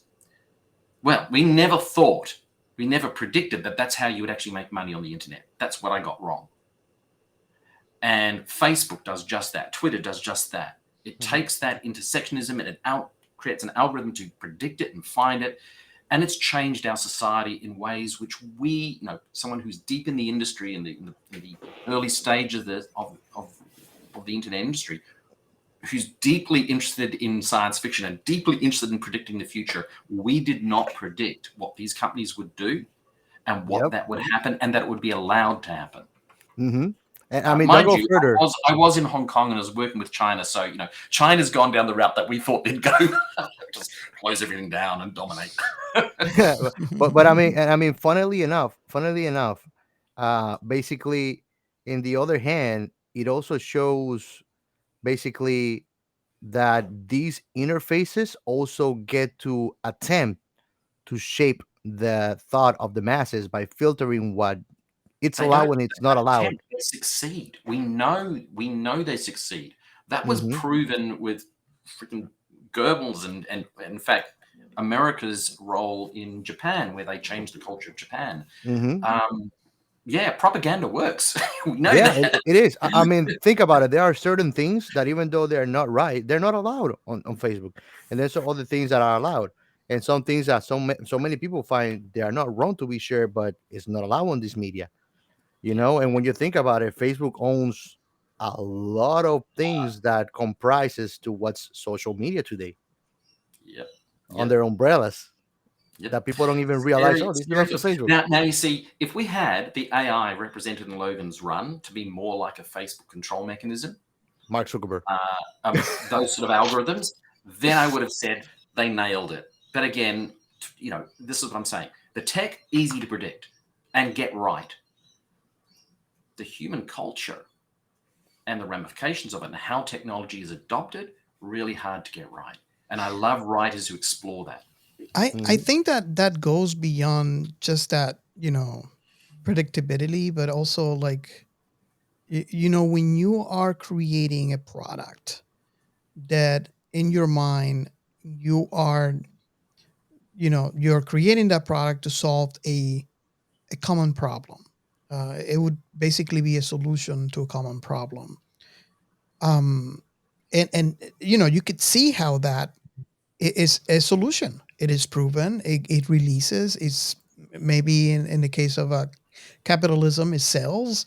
Um, but then, like you said, the human factor is not accounted for in that solution. So, although that solution could be the greatest solution ever, you'll see there's always a negative impact.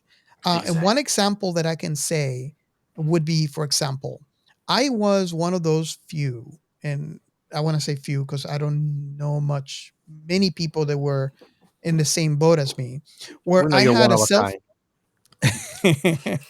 where I had a cell phone, a Palm Pilot, a pager. I have my iPod on it, and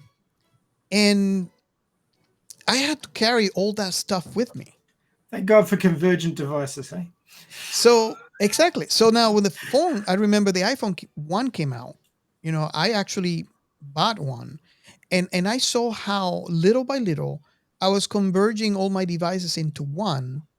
Not to say that the mobility of everything was fantastic. It was, to me, it was the Inconvenient. greatest thing. Now look at that technology today, and you have people walking on the street looking down and risking an accident. Someone might crash against them. Well, not just might. The number one industrial accident in warehouses is people looking at their devices and getting hit by forklifts. It's a real OSHA thing. violation 101. Yes, and on site, it's actually become a real issue. So you are absolutely right. Every new technology gets used by humans in a way which is ultimately beneficial, but there's always an abuse. There's always a dark side. In misuse. Now, every Look at the sword internet. has two edges. Yes, yeah. That's This a is why I double-edged love- sword on like technological advances. It can be used for so much good, but it also can be used for bad. And bringing that back to Logan's run, let's talk about the computer for a second, because that computer was clearly set up to monitor a stable and sustainable civilization. And that was Cattle, designed. if you may. Well, no, I think it was probably, we're talking about the good.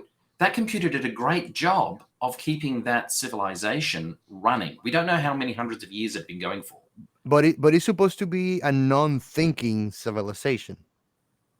That's the messed up part about it. If you think, But it's you break through. survival, biological survival versus cultural survival. Now, this is what I love about the debate about this society. Take the AI element out of it, and just say you've got a system of algorithms. If I was to replace it with a bit more real tech, a system of algorithms that has rules that will keep a civilization not going past its ability, not outgrowing its resources that were available to it. What is said in the book quite explicitly, but also hinted at in the movie, is those resources are declining anyway because of decay. So the system, even though it was well-intentioned to be sustainable. Now, somewhere along the line, some group of humans had decided that it's better for everyone to be happy rather than growing as a society. And they probably had some hope that in the future that the people would be able to get out and recover and so forth, hence the seals on the doors. But that system was put in there for a very, for an ultimate good. And yet, when you look at it, it's a horror. It's an absolute shit show. And again, that was great science fiction. And that was in the book. I think the book really nailed that, actually. If there's anything in the book, I think it got that capping of the society resourcing really, really right. But the AI itself, what a stupid AI. Can I jump in for a second? And yes, I took my hoodie off. It got a bit warm here. Thank you. I'll send you my PayPal details. You can. Don't forget the cash app. So anyway, the setup of the society. Don't go there, Joe. I know Joe. He could go places we should. Oh yeah, I love that. So the setup of the society was very interesting in that it was a complete break from what we understand society, like Western society or like modern society in inverted commas, to be today. And there would have had to be a very strict break, I think, because it's not something that could evolve from where we are now. And this is another point of the social side that I suspect that they saw the world falling apart and the engineers got together and said, we'll build this fantastic dome and we'll stick all these people in it. But then the scientists got in there and said, well, you can't just, randomly pick and choose people. You've got to choose the best people genetically. So there was definitely some eugenics. Yeah, the homogeneous nature. We haven't talked on that, Mm. and I don't know whether they made it because the culture. Everyone's beautiful. Everyone looks the same. Don't really have much racial diversity. In fact, you got none. It's an Aryan heaven in there. Let's be honest about it. And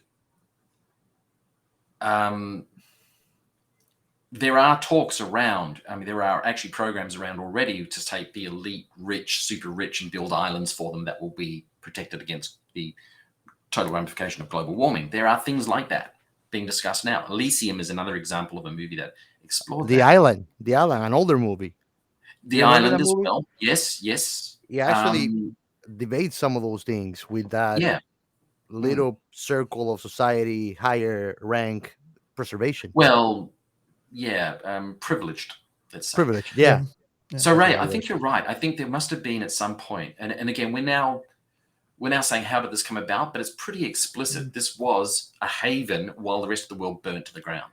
Yeah. Well, if you look at the conversation between Logan 5 and Francis 7 at the beginning when they're in the nursery, it's pretty obvious that there was some heavy duty eugenics, and it was still going on because you wouldn't get cloned unless you were considered to be superior. I mean, a lot of the clone lines, like there was only Mary 2, the little girl, Mary 2. She was obviously, she said, I'm a lot smarter than the other kids, so I ended up here because they couldn't control me. And obviously they weren't cloning that line as regularly as they were Francis 7, because Francis 7 was the ultimate Sandman who did everything and believed everything. And he could have any woman in the city. Well, no, that was Logan. I'm sorry, that was Logan. You're right. You're absolutely right. AKA Jim Morrison from the future. But my take on it from their discussions, and like I said, when you watch it with the subtitles on, you pick up a whole lot more because there's a whole lot of little fine details, not in just what they say, but how they say it, which is saying a whole lot more on a whole heap of other levels about what is going on in this society. And Francis 7 was the perfect soldier. He was the guy who believed everything he was told by the computer. He followed all the instructions, and his last statement encapsulated his complete belief, unshakable belief in everything he was told by the city. Oh, you've been renewed because your palm pilot, your crystal on your palm is white, and that's what the babies have. You have been renewed. He believed everything. He took it hook, line, and sinker, and he took it to the bank. He was unshakable in his belief on the city and what it stood for, and that it was the complete and utter truth, and everything else was a lie. And that's why he was the highest number, because he'd been cloned over and over again, because he believed it all. He took it all in, and he was their perfect soldier. So he kept getting cloned. But the ones that weren't cloned as many times, like Mary 2, were the troublesome ones. So there was a huge amount of eugenics going on in that civilization. And eugenics for the purpose of survival of the species, not survival of the culture. And yes, I think maintenance. The death of individualism. Yeah, and I have to declare I am Robert 275. Interestingly, I am the seventh, Joseph Sweeney the seventh, because we have a rule in our family where every firstborn male of any generation must be called Joseph. And it gets worse. A lot of us have the names of the paternal and maternal grandfathers as our middle names. So Joseph Bruce Cameron-Spree. So my son is the 8th. So hopefully we can end this line soon, but maybe without destroying a city. Can we just call him Octavius? So I get to call you Joseph 7 now. That's cool. Yeah, That's cool. Can we just call you kid Octavius? I think I'll just get myself cloned though next time. Well, I'm Raymond too, because I was named after my uncle who drowned in a river before I was born. So Yeah, technically I'm Robert too. I'm the only sibling that doesn't have a second name, a middle name. That makes it easier. Ray, I know that you wanted to talk a little bit about the tech. I'm just checking the time. We saved that for the end, Joe. So when the conversation rolls down in about an hour, we'll get to I have a thought-provoking question for all of you guys.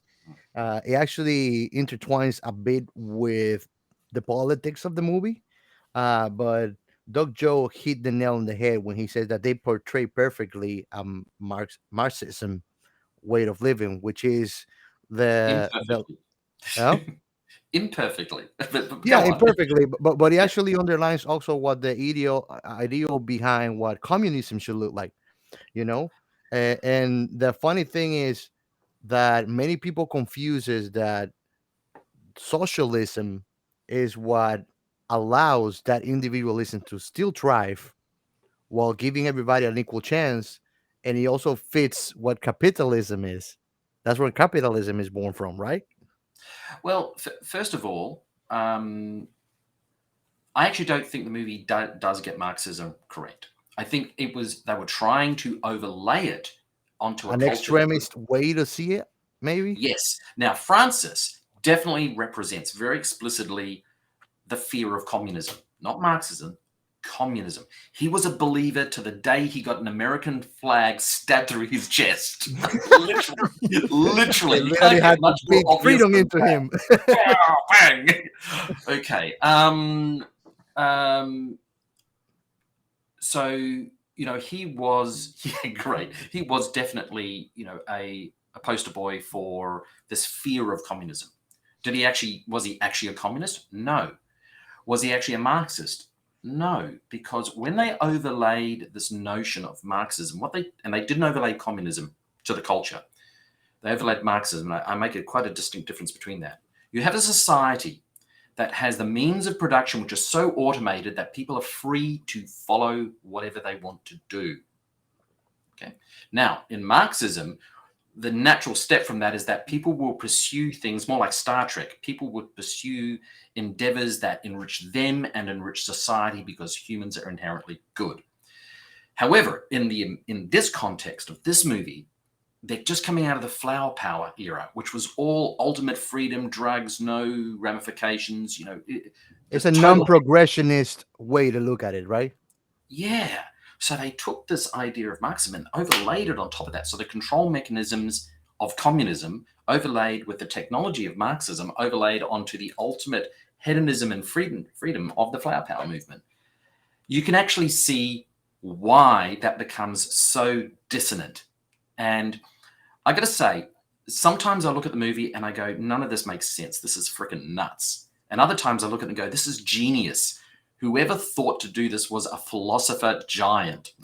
And I don't know what's right. It is so disconcerting. And it does That's make the the movie. paradox within it, though.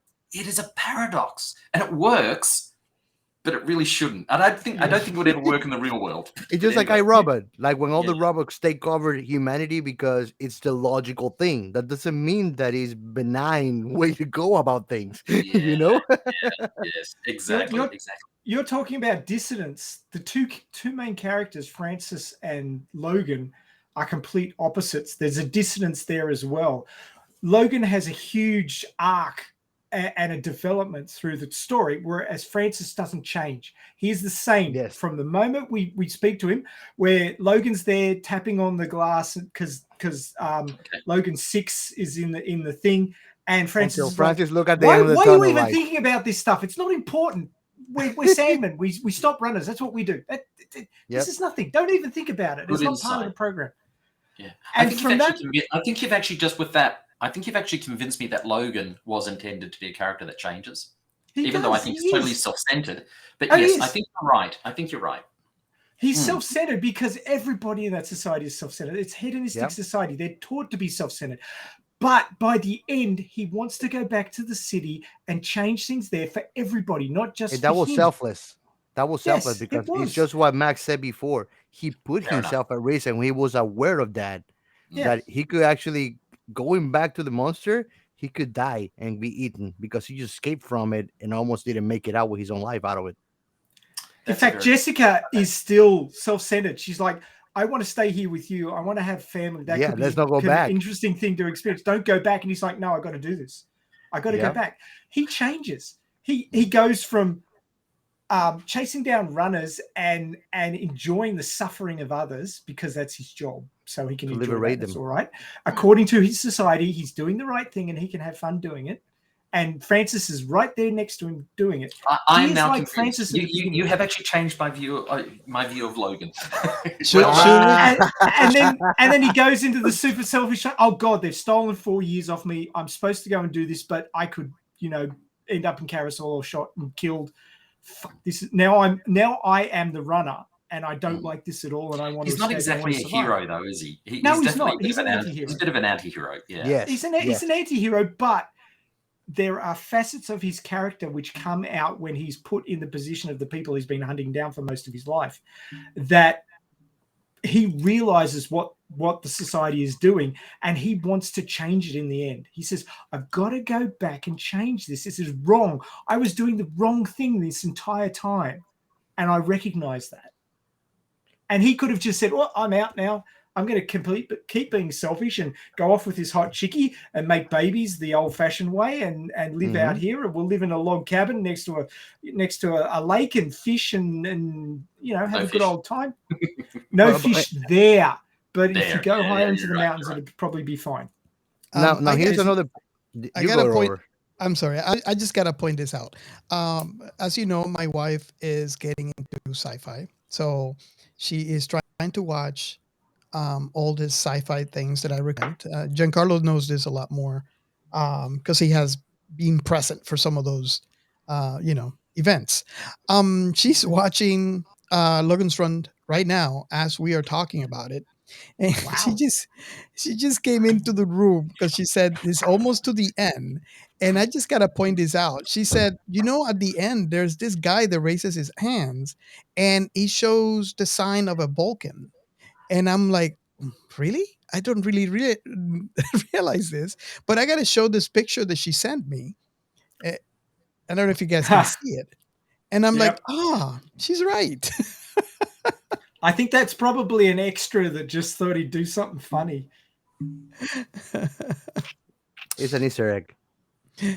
Okay, so I just figured that that's a funny thing to mention, and she just came in and gave me this little note, and then sent me the Vulcan picture. greeting sign. Yeah, That's actually very curious. I never realized it. That's the thing. When you rewatch something, you caught on things that you miss because it's just way too many elements to absorb at once. But I mean, something to second also the observation that Max had is that it actually makes sense because if you think about it, we humans, we even though we're able to deal with solitude and be okay with that, we're social animals. It's part of our nature to be on a communion. Doesn't matter how big or small. And two doesn't make a communion really. That's a conjugal relationship, but it's not a community. So I think that also might have been a psychological and genetical call that he had to go back for them, because I mean, what are we gonna do, repopulate the earth with all of us, with two? Because the Oman ain't not gonna have participation in this. Yeah, Cats into him, Adam and Eve all over again now. So it makes a lot of sense that he might have gone back. And I mean, another pointer to Max's observation is that you can see that there is an evolution of Logan's character progressing throughout the movie, looking at the ugly realities of what the present society shows under the domes. Yeah. Well, that's it. That's what I brought up from Joe's commentary before. That the two main characters, Francis is unchanging and unshakable in his belief of the system, and Logan, who started out that way, gets screwed by the system. And that's something else I wanted to bring up, that the computer had no hesitation in removing 4 years from his life clock and shoving him, feeding him to the wolves. Yep. To find out where this sanctuary was. The computer did not care about him. The system did not care about individuals. And that's sort of the juxtaposition in that the people are allowed to have a hedonistic lifestyle and have fun until they're 30, and then that's it. It's cut off. Everybody gets that much. And there's no value to human life. It's just a maintenance of system. And that's where instincts kick in, because then the self-preservation instinct is like when he goes like, what about my 4 years? It's like he's doing something that he doesn't realize until he sees the shorter life he has ahead. Like I'm going towards the same place that the people I chase after, you know, and that's like that's something very shocking and awakening about we humans. Most of us don't have that ability to sit ourselves on somebody's shoes, much less actually to walk a mile on them, to try to understand them from their perspective and what they're going through. And that's part of what I said before about trying to reach a collective consciousness, is the sense of compassion, which is actually completely absent at the beginning of the movie. There's no such thing as Yes. compassion or love for the next person next to you. It's just self-indulgence. The Yeah, that's prevalent in so much of the movie. I thought they really nailed that. The carousel with everyone cheering. The Yeah, cheering is for the spectacle of carousel. It's not actually. I suspect it's the Colosseum, and it's yeah, literally shaped like a Colosseum. And it so is. they're not genuinely cheering for the hope of rebirth. Or they've They're been cheering for the indoctrinated that that's their entertainment. excuse, but they're not doing it. The other scene, which was I thought really revolutionary, is when Logan's in his room and the people are appearing in the portal, and they just randomly select people from a forum saying, "Yeah, I want to have sex with this one," and then you show up at the Tinder person's room. futures. Yeah, yeah, it was Tinder. Like it's Yeah, Tinder there you crossed go. with Yeah, it's Tinder crossed with Uber. It's horrifying, and Tuba. tuba. Yes. Oh my God, we could make so many bad puns about that. The the There was no room for a genuine emotional human connection in that no, type of service. It was less. It was even less than Tinder. It's literally you look at someone, you choose them from the list, you shop in their room, and they say yes or no, and the rejections were just okay, and next. now you know next there was no emotional connection either way. You just No, got don't to go further. Don't go further. When he gets Jessica is the name of the girl. Mhm. Mhm. yes. When he gets her, she's not on the mood for that, and he's completely ignorant of her feeling. He's like, "Let's go, And let's get on with constantly it." pushing her. Yeah, and that actually was really horrific. A, Again, a total emotional disconnect between two individuals. I found it too. I find it very Yeah, horrific because she's clearly saying no, and he's like, "So why are you wasting my time?" I'm like, yeah. "Excuse me." yes, it's, yes, yes. it's Now, like we do Wednesday, know a lot Thursday, of and people Friday. like When is we've all yes. seen people like that in real life, but to have it systematized and normalized, quite horrific. Um, the more you think about this movie, the more you can unpack it. Now, it didn't get everything right. They had to play for the era, and the Farrah Fawcett. We haven't talked about this. I think it's the biggest flaw of the movie. Not because they included Farrah Fawcett, but I think that Farrah what Fawcett did a she better played role in the than Johnny movie Bravo. was, yeah, yeah. So And you know how she got into the movie, right? they I needed a think poster. I, I just heard this, and I'm not sure if this is actually true, but they were looking for someone to spice it up, and he looked at Farrah Fawcett. I think she was skating in the park in was it L.A. And he's like, "Oh, she looks hot," and she got called for the part. And after this movie, she ended up getting the what was it, Charlie's Angels, Yes, and then became famous. yeah. But I found that to be I don't know if it's true or not, but that's And I don't mind. I have no problem with using sex to sell. Putting a bombshell on the front cover of a movie, whatever. There's all sorts of debate around that, but it's what it is. It's part of our culture. Um, what I found really disconnected is her character. She Yeah, was this lacking lacking personality. any depth, and then murdered horribly, sort of in this proto-fridging sort of manner, and yet just totally forgotten. She was this disposable nothing. Yep. And it's not like the disposable nothing of the Carousel. She was just a character that seemed to be stuck in there for the sake of titillation. And I felt that detracted from the movie. Certainly watching it now, it's a much bigger distraction than I recall. And it's a real shame because it was a great opportunity actually to have an interesting exploration of not so much gender, because this was a rather genderless society in many ways, but an exploration of this idea of somebody just having no other purpose than to be beautiful and a sex object, which is awful and definitely a part of the society. And coming back to Ray's comments, fully materialistic.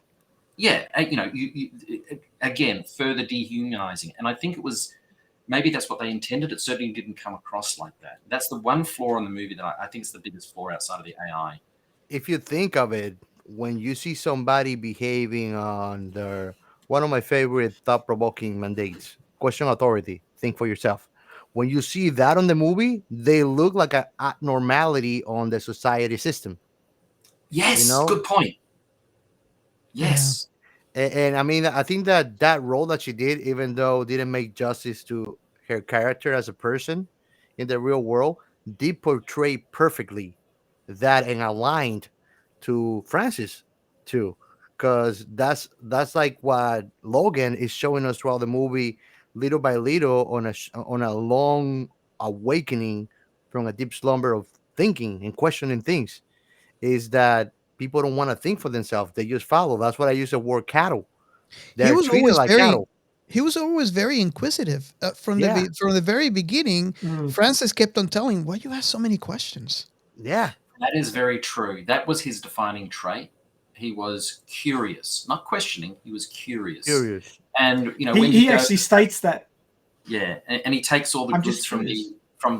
the runner before they liquidize the body in horrendous fashion, and he gets them all analyzed. And that's when the computer spots him. It was actually his curiosity that killed the cat in that sense. Yeah. Yeah, I like to think that is the root of all science, curiosity. Oh, it Yes. is. Well, I think If that you're that's not if also you're not curious, primal. you don't move forward. Yeah. I mean, they say when you don't when you live a life that you know what's going to happen tomorrow. I think that Neil deGrasse was the one that brought this up about immortality. He said, if you're immortal and you know you're going to live forever, then you won't want to wake up tomorrow. There's nothing new to look forward. You know what's going to be the future for forever. So it doesn't make treasurable the passing fleeting moments that are never going to come back and make life so worth every second of it and treasurable. Is It's the that, concept of value. If you have a never-ending stream of something, you don't value it. yeah. But if Yes. you have a I- limited amount, and it's the same in economics, you create scarcity deliberately to up the value of a product. Cryptocurrency. Exclusivity is the Yes. hardest thing on anything that you can put on the market. Mhm. It's its exclusivity. If it's something that you cannot get anywhere else, that's what we want humans, as self-indulging nature that we also have, because we are self-centered. That's I think that one of my favorite readers, David Foster Wallace, he's a postmodernist, and he says this is our natural default setting, being self-centered. Everything is about us. And Well, coming back to this issue of Marxism and its role, Marxism had the opposite view. When you really look at his philosophies, and viewing him as not a political commentator, because I think that's a whole other discussion of disaster. yeah. but when you look at him as what was the root of his philosophy, it was effectively people aren't selfish; they are self-interested. And they want improvement. And there's some good research that actually backs up some of that to do with motivation and so forth. But at the end of the day, you've got this other side, which is that people are basically selfish. I think it's probably somewhere in between. I think we're a mix of both. And I think that anytime we get philosophies that try and say, everything's based on this, it's a mix. Actually, I think probably the best, most rational way of looking at the human being is ironically through behavioral economics. It's irrational. We're irrational. This is why we get these swings. But that's why the that's a market debate. crashes. That's a debate for a different show. I'd love to get your thoughts on that. In terms of other things about the movie which maybe we haven't covered off. Again, I want to put it back in the realm of when it was made versus how it lands now. So I mentioned earlier that the movie was made nearing the end of a massive amount of change and a lot of tension in society. We have less of that in Australia, but I certainly see it in America and in Europe. And we're getting a little bit of here in Australia too, that there is a stressing. Again, there's two very different worldviews which are competing. And Logan's Run is ultimately, it's an explicit, absolute hyperbole of two different worldviews tearing each other apart. Yep. What's your thoughts on reading Logan's Run in the context of a post-COVID, we're not quite post-COVID, but post-Trump, post-COVID sort of worlds? You're at the tail end of this massive change. It is definitely interesting, and this is again why I keep on repeating. This story is so far ahead of its time, and it explained why you have the how it was received back then and versus how it would be received today. It those concepts will just fly over the heads of people that were watching it at the theaters. But if you watch it now, with that knowledge that nowadays, it kind of hits home. Um, it is very interesting because it, it hits home. It's basically hits home. I mean, what do you think, Giancarlos, on that? Uh, I just Here are my thoughts. Even though I didn't read the book, I think that it it remarks the importance that at the end of the day, even like now that you mentioned COVID, even COVID actually symbolizes that. And every other world crisis, when we are up against a big enemies, we all become allies. So crisis, even though it's bad, brings people together. And the movie at the end, that's what it actually portrays. Because at the end of the day, when Logan's go back for a selfless decision and he shows everybody the truth, it's like, hey, we none of us wants to die if we can actually live on our lives until the actual nature date of it when we supposed to die because of a system that wants to stay in place. And that self-preservance, even though it might be individualistic, when looked at as a selfless act and as a selfless result coming out of it, it actually can bring us together. So that's the funny thing about crisis. Crises are bad, but those are the challenges that help the changes throughout human societal evolution to evolve into a higher collective consciousness where we all can meet in our opinions to look eye to eye, you know.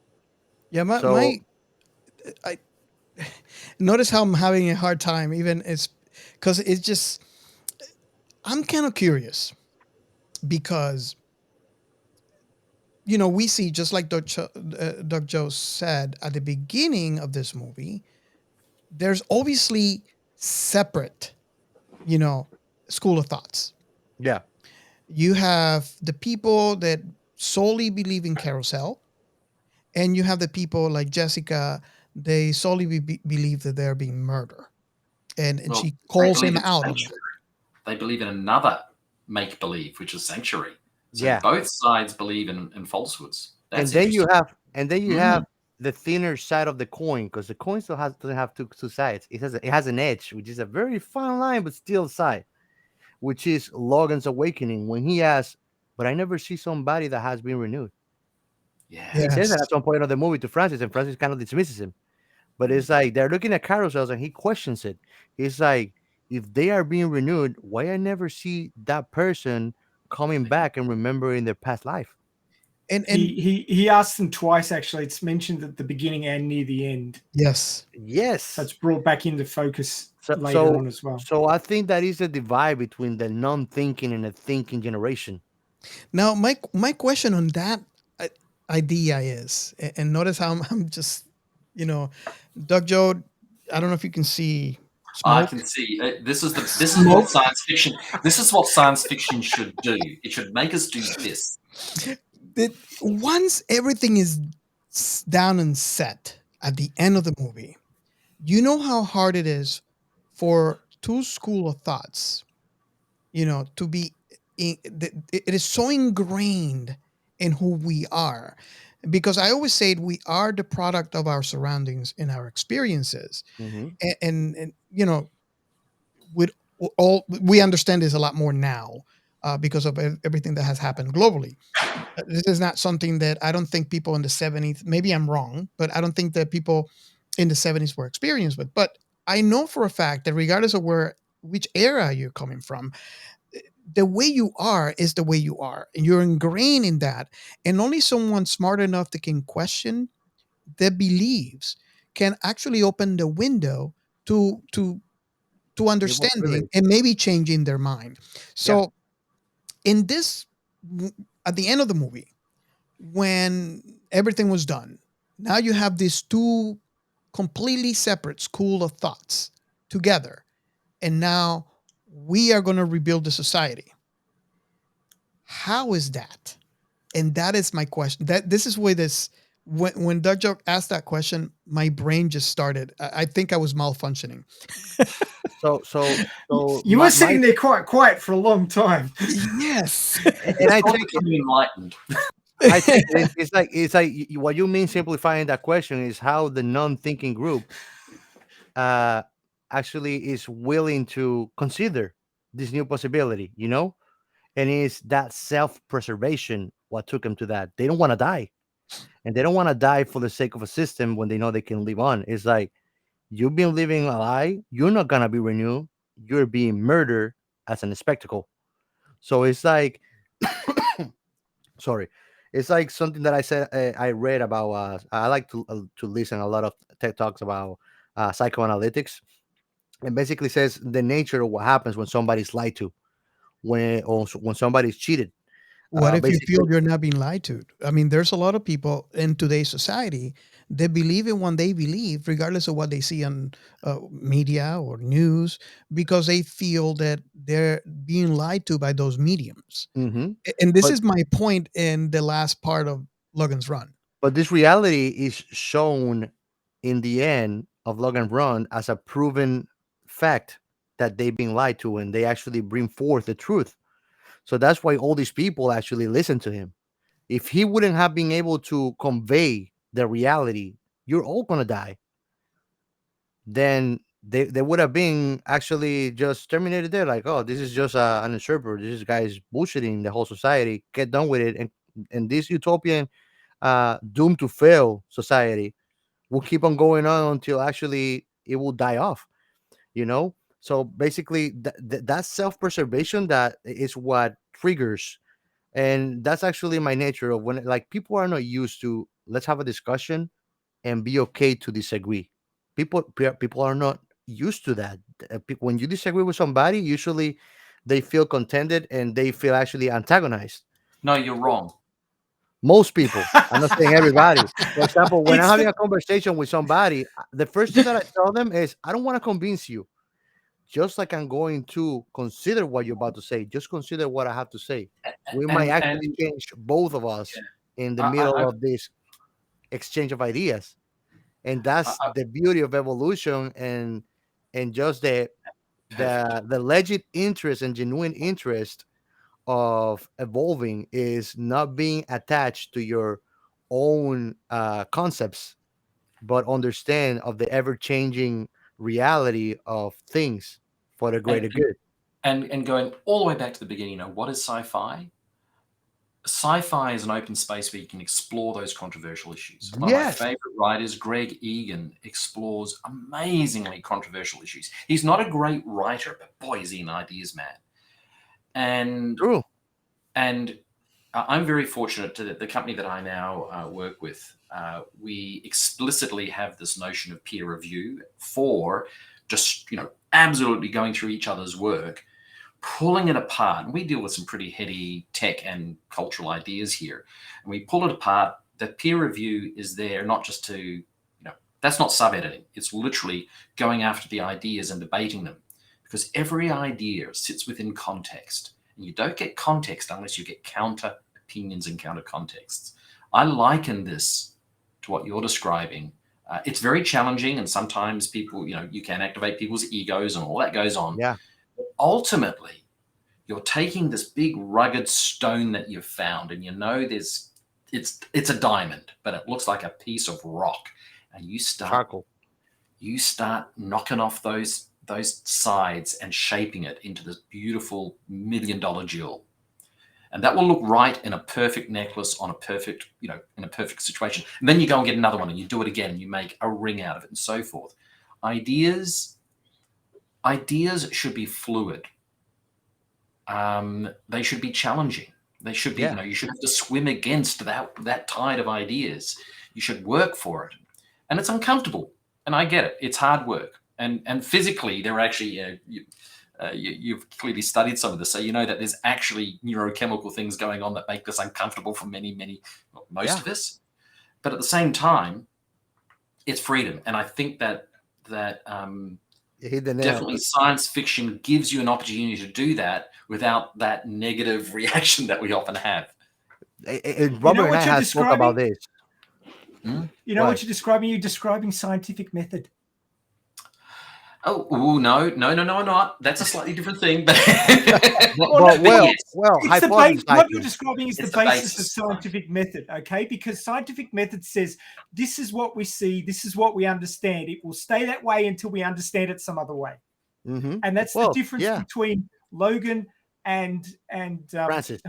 Francis. Yes. Yeah. Francis is indoctrination. Francis is unshakable belief, and it's belief. There's no evidence. It's just belief. I believe this is the way it is, and that's why I'm going to say this. And it's not going to ever change. Despite the evidence, exactly. That's the key. Logan is scientific method. He's curious. Curiosity is the basis of scientific method. He will look at things and he will ask why. And when he discovers why, he will change his thinking.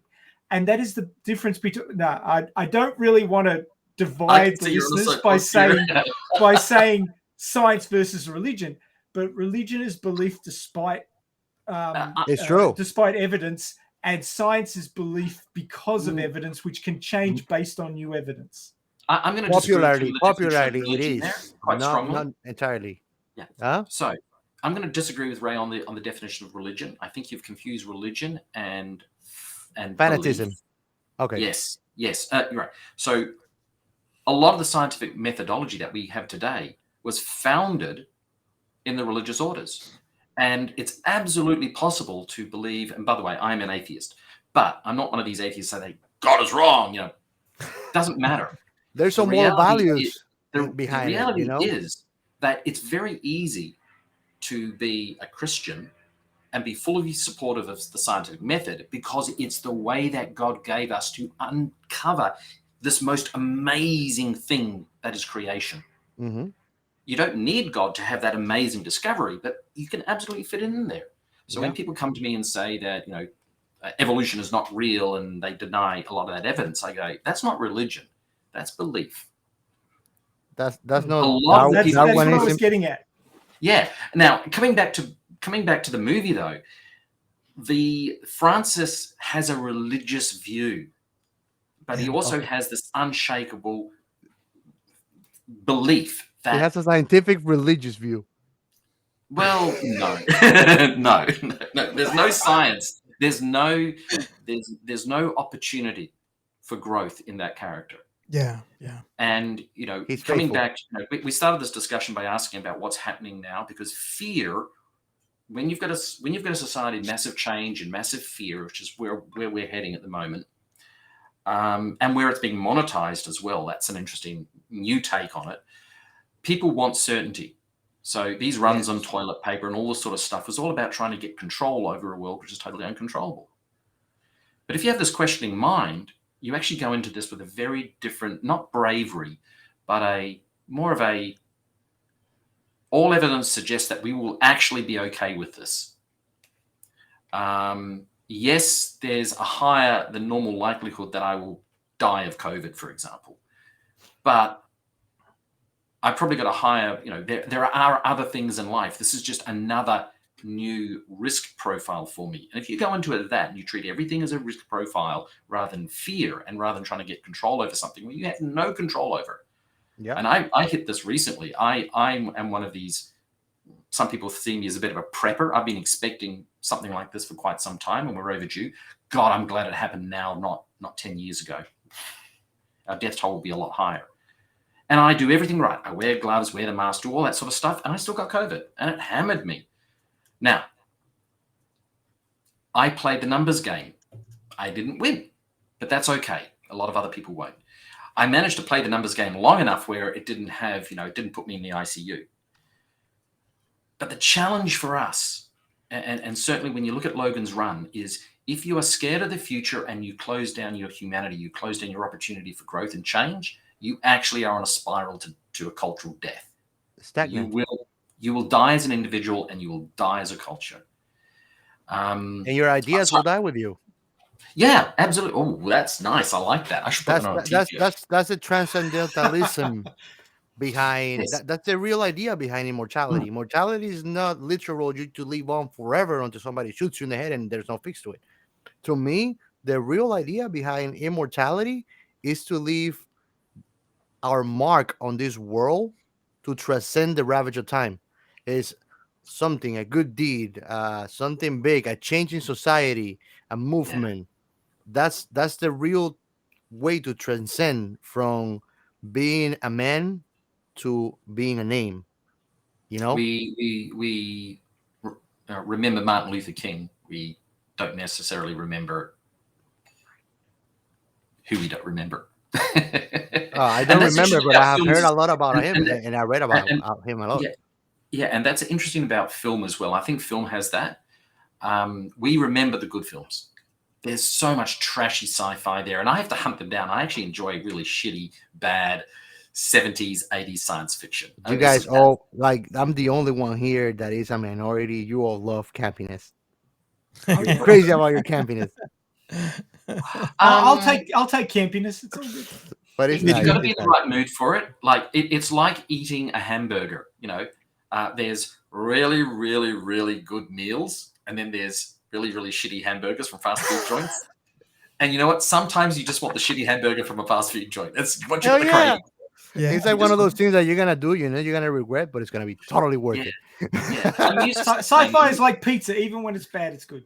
Oh well, I thought it was like pizza is like sex. Even when it's cold or hot, it's good.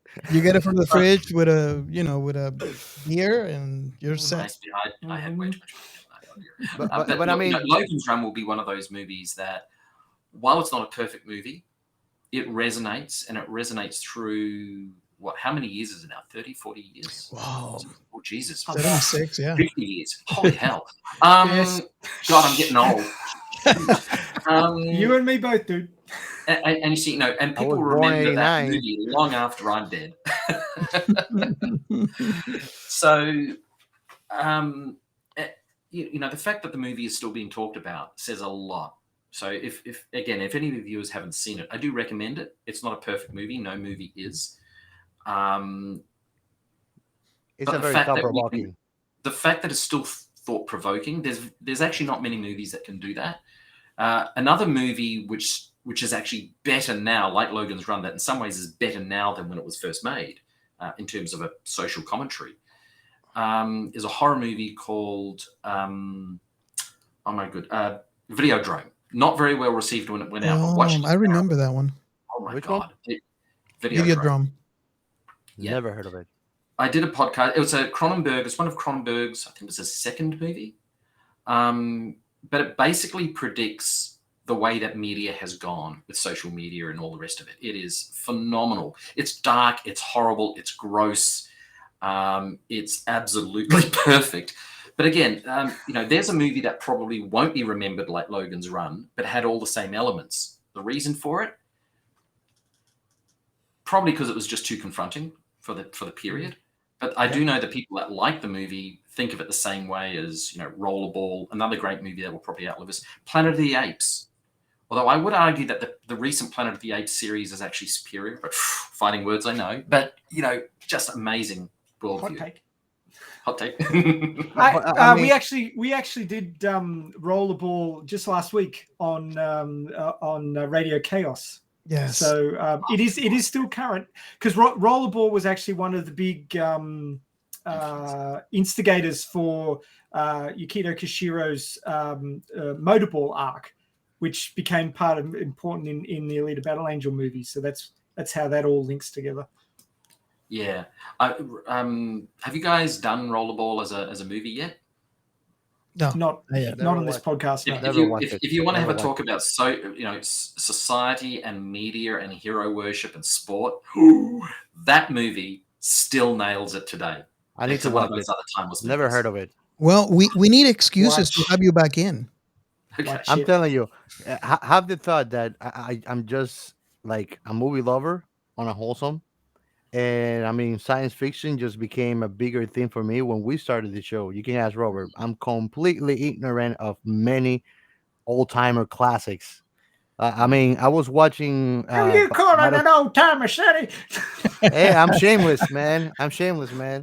Get off my lawn, you little bastard! Well, maybe what you want to, if you want to do Rollerball, do both of the movies and do Salute of the Jugger, because they're all basically the same premise, and maybe do Elita as well, and look at that idea of They've done the icon of the hero as a sports hero and how they get politically used for other ends. Rollerball was very explicitly, it had commentary really about things such as, again, communism and the role the athletes played in communism, but all the way back to Nazi Germany. I love movies that explore these themes, these social themes. Some of them aren't great, some of them won't be remembered, but the ones that get it right, I remember them. So, happy to talk about those at some time.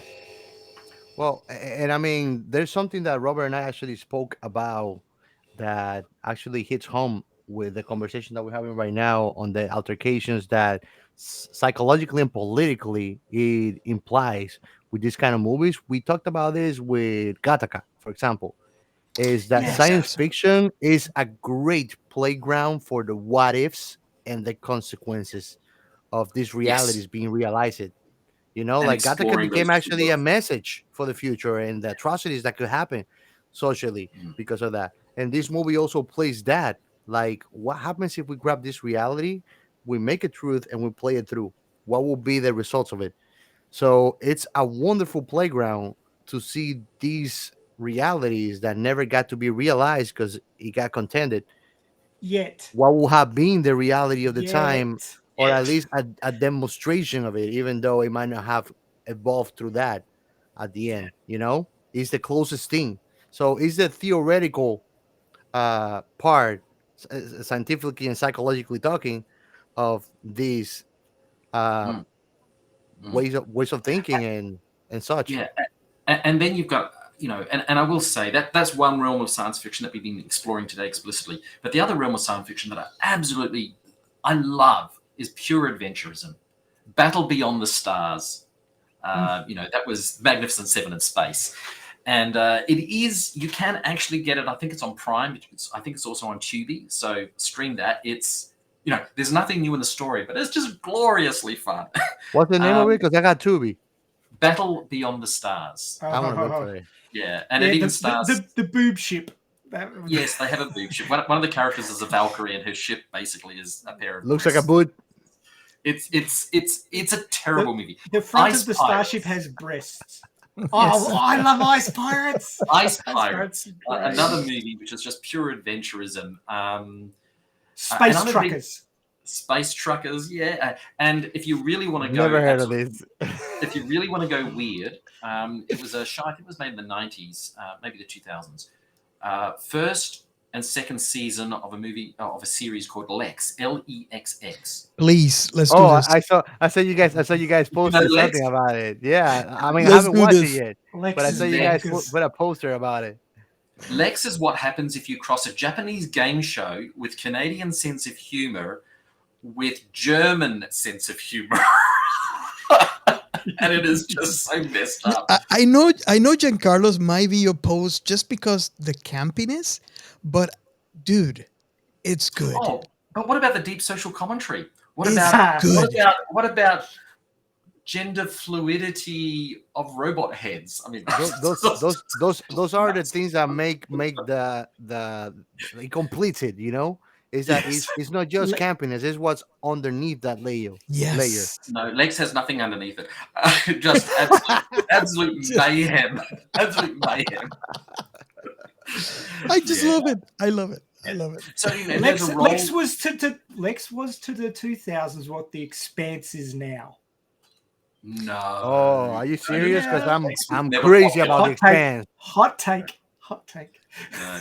I have to say though, do not set me up for failure, Max. I first watched Lex when I was on business in Singapore, Now, if you know Lex and you know Singapore, you know how ironic that is. So Lex is everything that Singapore is not. I love Singapore and I love Lex, but boy, they do not go well together. I watched Lex when coming out of a divorce, so you can just read into that whatever you like. Oh, you poor bastard. You must have been totally shell-shocked. I'm gonna have to do that. Now Giancarlo's going to have to watch it to understand all this. Yeah. So just to explain again for the listeners, the first series of Lex is actually 4 movies. Not all of them are, in fact, most of them are pretty terrible, but they're fun. The one with Ricky Heuer, which is called Eating Pattern, is the only time you'll ever see Ricky Heuer in drag as a cannibal. That sort of sets the tone for everything in that series. The second series, I love. I'm sorry, I have to point this out. Giancarlo's face is amazing. A drag queen cannibal.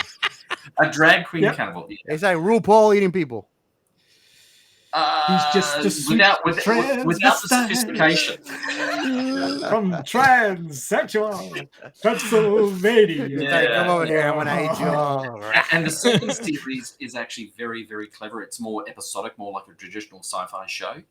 They made a third and a later series which were terrible. You know, it's clear that they just didn't have budget, just wanted to keep the show going, and they're not great. But that the first 4 movies are just bonkers, and then the series that came after it, the second series, is actually a really good story arc. It's a unique take.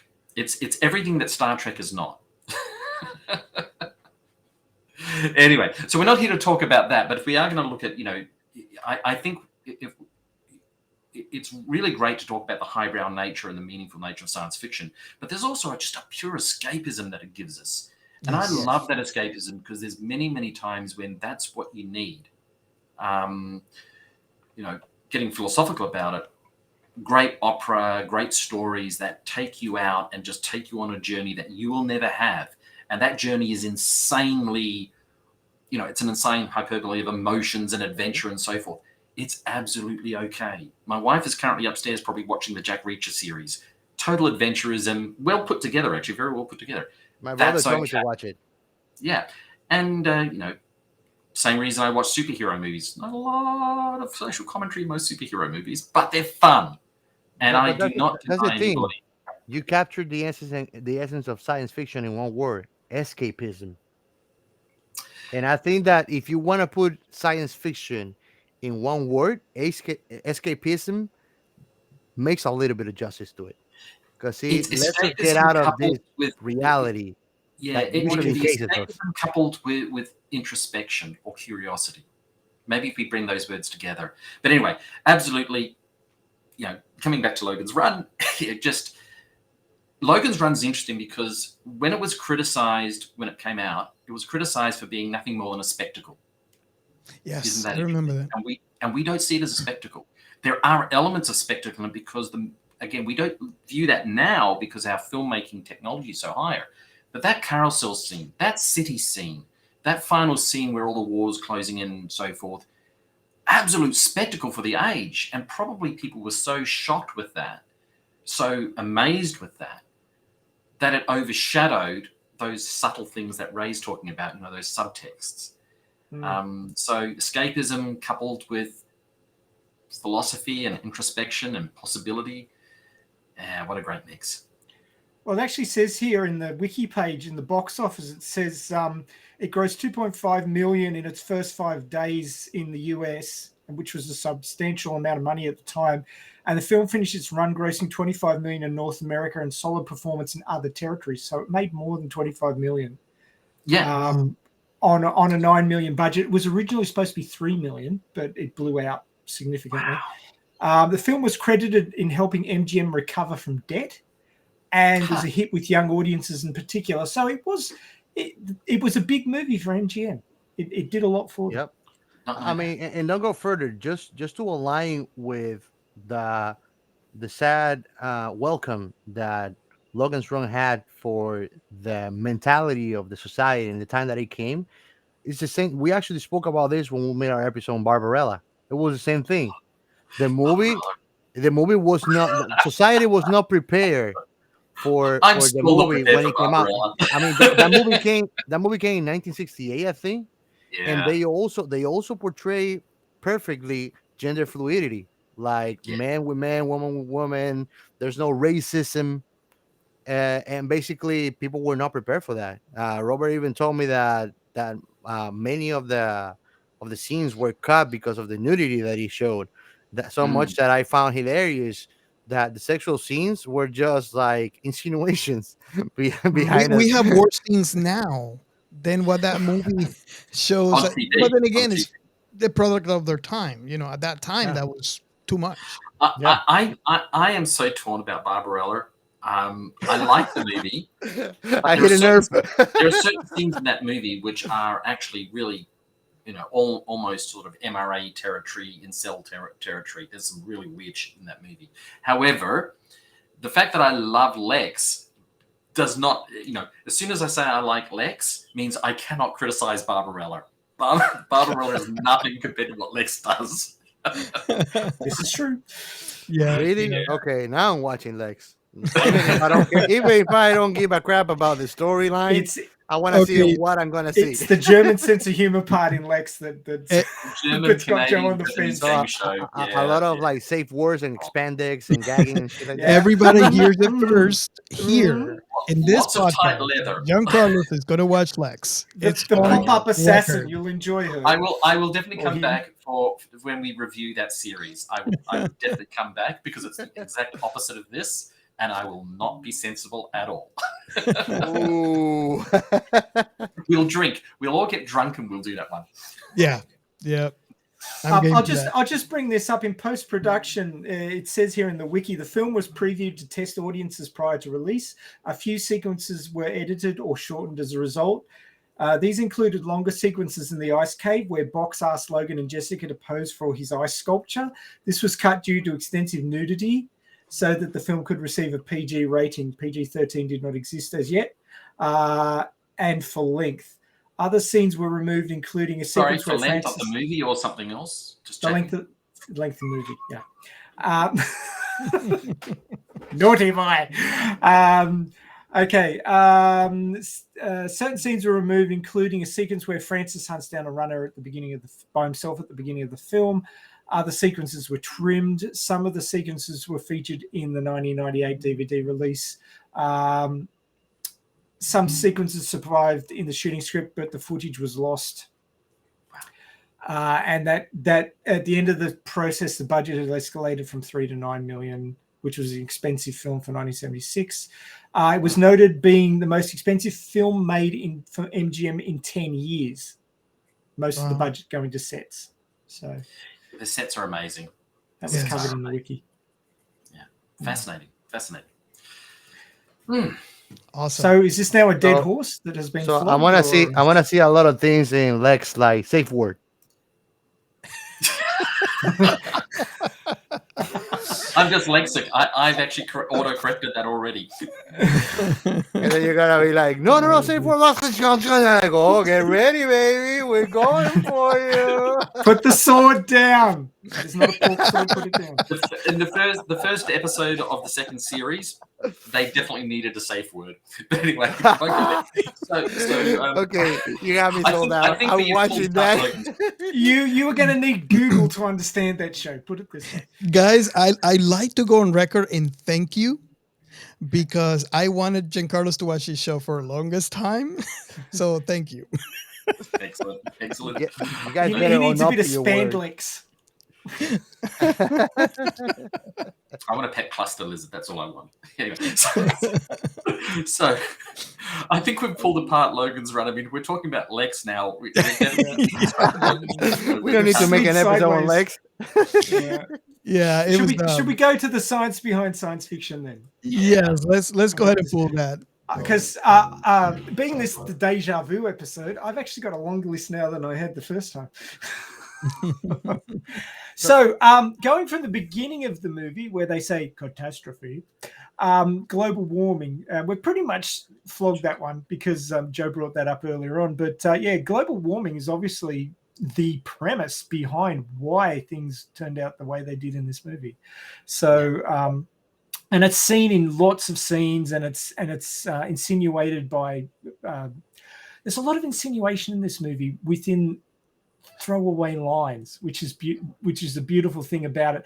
A lot of other movies like Ghostbusters has a lot of this as well, which comes to mind because I've read a lot of things about the way they put Ghostbusters together, and quick throwaway lines that have so much deeper meaning than you'd expect from what's been said and the way it's been said, and that's pretty obvious in especially the beginning once you understand the context of Logan's run. But global warming, it does seem to be one of the mainstays in throwaway lines within this movie. It's more than just global warming, though. They look at climate change, and then they say this is absolute civilization collapse from a food security, and this actually shows up in the book too. So they talk about the ramifications, the fact that humanity had to limit the number of people because they could only generate a certain amount of food. And even when they lost that, they were still struggling to hold that together. And I think that's, for me, I don't think any other movie, even Silent Running, didn't explore the full and quite realistic ramifications of total climate change and collapse. And that's only about 2.5 degrees, what they're talking about there. So yeah, really, really insightful movie in that way. I agree, definitely. Anyone else got a comment on that one, or should I move to the next? I mean, just to complement on that, it even connects to the Matrix. It's about the death of self-sustainability. So they might not even present it. They say that they just only froze the runner. They might even have producing humans for the sake of freezing them without even living to make them food, because humans are. Yeah, I mean, think about it. They're freezing the runners, and they are in the food bank. So apparently, it tastes like chicken, so it's all good. Everything tastes like chicken, man. so I mean, what's there to contend that they are not really also farming humans to feed humans if they are catching the runners and eating them anyways, because they're in the food bank frozen. So what's happening with them? And what happens to the bodies in Carousel? Exactly. Those remains. Very exactly. So I mean, that's the premise that's the only way of self-sustainability. What happens in the Matrix? We try to deprive machines for the solar power. What happened? We became the source of power. So they farm us as a form of energy. So it's the same thing. It just gets darker and uglier. But these are things that are underlying. If only those machines had figured out there's this thing called nuclear energy. Oh, wait. Geothermal power. That was the one area of the Matrix. I think that they just run out of plutonium. So much easier. Yeah. What's next, Ray? What's next? Okay. So obviously the life clock in their left palm played a huge part in the movie. It was basically the metronome by which the story ticked over. And we're obviously seeing technology like that starting to infiltrate society at the moment with implanted chips for recognition and payment. I believe there's parts of Europe where people are advised to get chips for getting into buildings for electronic locks and payment systems and things like that. Joe was also telling me before we started recording the stream that there's prisons where people are being chipped now. These sorts of things, going from an opt-in option to a no option, becoming part of society is one way of looking forward at these technologies, and we do have the start of those technologies in society today. So that's an important sort of link with this movie and how they were looking at this, how this might play out, and we're starting to see the forefront of that wave as we're going. Whether it's good or bad is another thing entirely, because every technology can be used for good or evil depending on the people using it and what they're trying to achieve with it. So keep that in mind. Now, we've already covered this one, the circuit. The circuit was that thing that he had a little box and he twisted the knob and people sort of faded into existence within. And there was a person there, and going from the subtext of the discussion that he and Jessica have when she pops out of the circuit box, people put themselves on there for a bit of variety. it's basically a randomization of sexual exploration, and we have Tinder. And as Joe said, it's a combination of Uber and Tinder. Chicken chat roulette sort of thing, yeah. Yeah, I and you think can it's just called flick Tinduber. tuber. Tinder. Liftar. Liftar. So, Yeah. so when are we starting this enterprise, gentlemen? No, we're not starting. Hey, we gotta talk about I copyrights knew afterwards. Joe would react like that's what No. But anyway, I would find something like Tinder to be sort of like the current technological expression of the circuit in the movie, where people are looking for excitement and a hookup, and rather than going to a bar and paying a massive amount for expensive drinks and trying to shout at each other and get to know somebody that way, you've got the Flick app where you I'll tell you. I'll faces. tell you by my own experience what I've learned. Like in 2 years, I haven't find a worthwhile person, and I really haven't really hooked up with anybody in Tinder in 2 years. And what I've gotten from my experience is that people are just trying to jump social phases that require time investment for their sole benefit of their self indulgence. So it's basically I'm gonna find and select somebody that fills these social behavioral boxes, and if not, dismiss. Go to the next one. And And it goes looking for both at sides. circuit and the conversation around the circuit, that's exactly what that thing was. Exactly. And what's interesting in this one, Ray, is you use the word excitement. There's no excitement in that. And that was prevalent also when where the people were being dismissed and so forth. There's no excitement. There was self-gratification, but there was no, and I literally mean self-gratification, but there was no actual challenge. There was no excitement. Self-gratification or self-indulgence? I think they're different. Maybe though. excitement was. I'm using it the same way. Yeah, that's a Because good if I do differentiation. something good, it's selfless, but it gives me a sense of self-gratification. Yes, you're absolutely right. But self-indulgence doesn't necessarily give me that. It can still leave me empty, feeling empty or not realized, even though I went through with it. Perfect description. I totally get that. The other element to this is that, come back to what you were saying, was I think it was The Economist, maybe in Harvard, I'm not too sure, but there was a great article that was looking at research that's analyzing the re-narrowing of because of online dating, we're dating increasingly within our social segments, and we're getting narrower. So we're almost getting back to that sort of feudal mindset. And there are dating websites that target me because I'm a doctor and I'm highly educated. I don't think they figured out that I'm married. But anyway, you will only date people who have got doctorates, or you will only date highly educated individuals of a certain worth. And I got emails. I got emails from Catholic dating service, online dating. Geez, service. they got that one wrong. Says the man who I call, the most evil writer I know. You can write horror better than anyone I know. But this article pointed out that this is a real breakdown of society, and this has some deep, deep ramifications. Now, we're getting a little bit off track from the tech in Logan's run, but I've never seen anything like that in any other science fiction.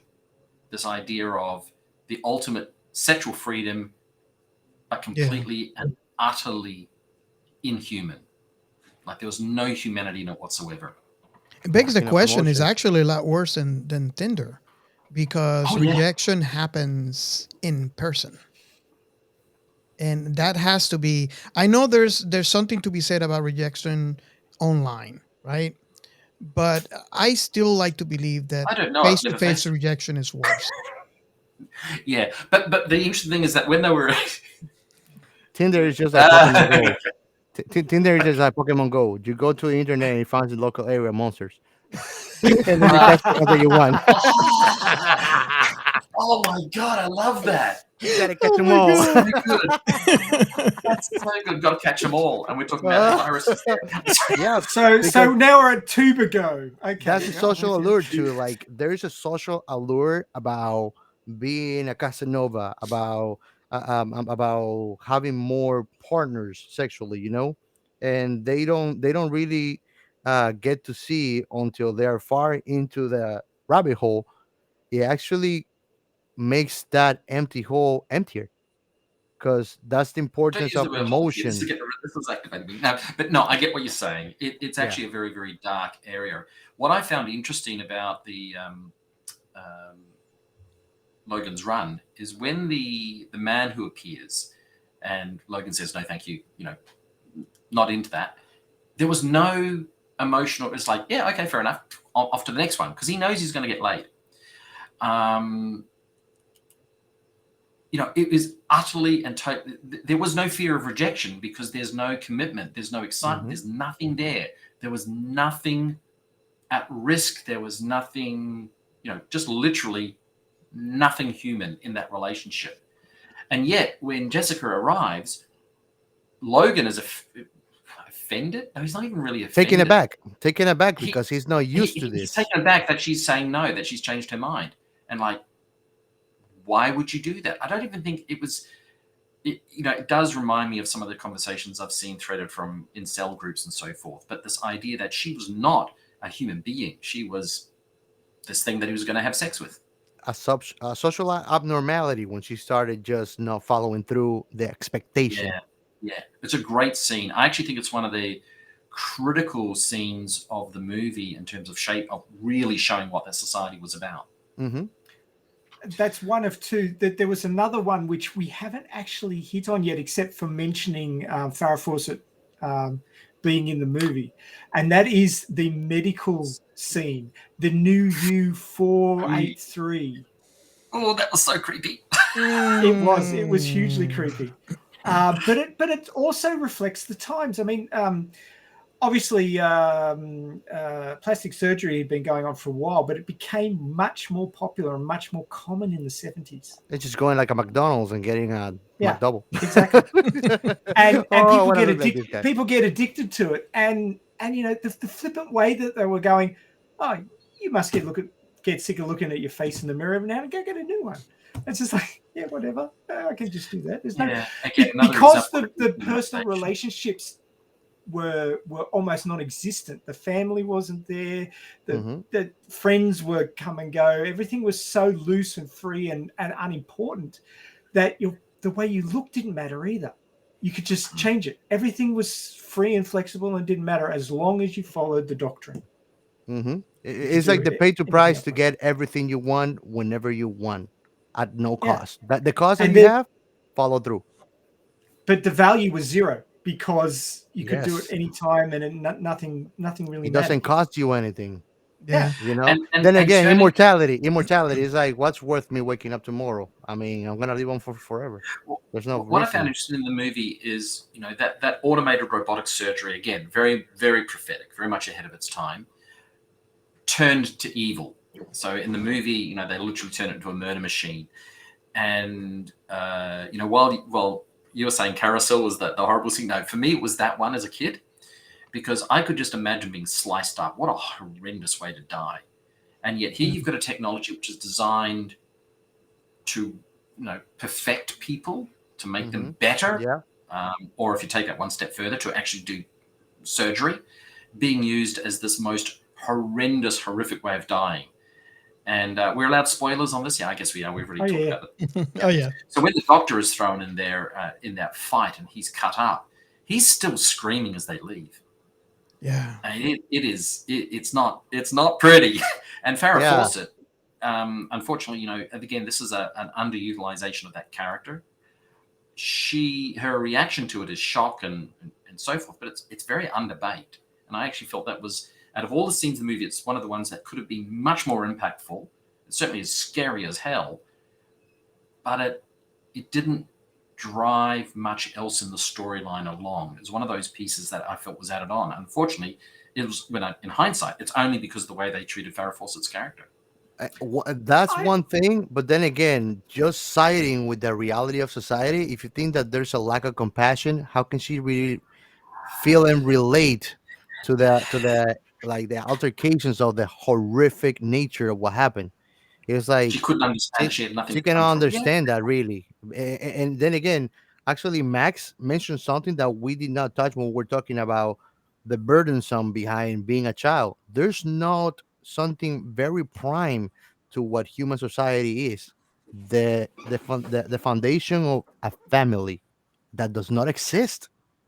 Yeah. So it's like kids grown up being feral children. I mean, they don't have a parent, they don't have a model to follow.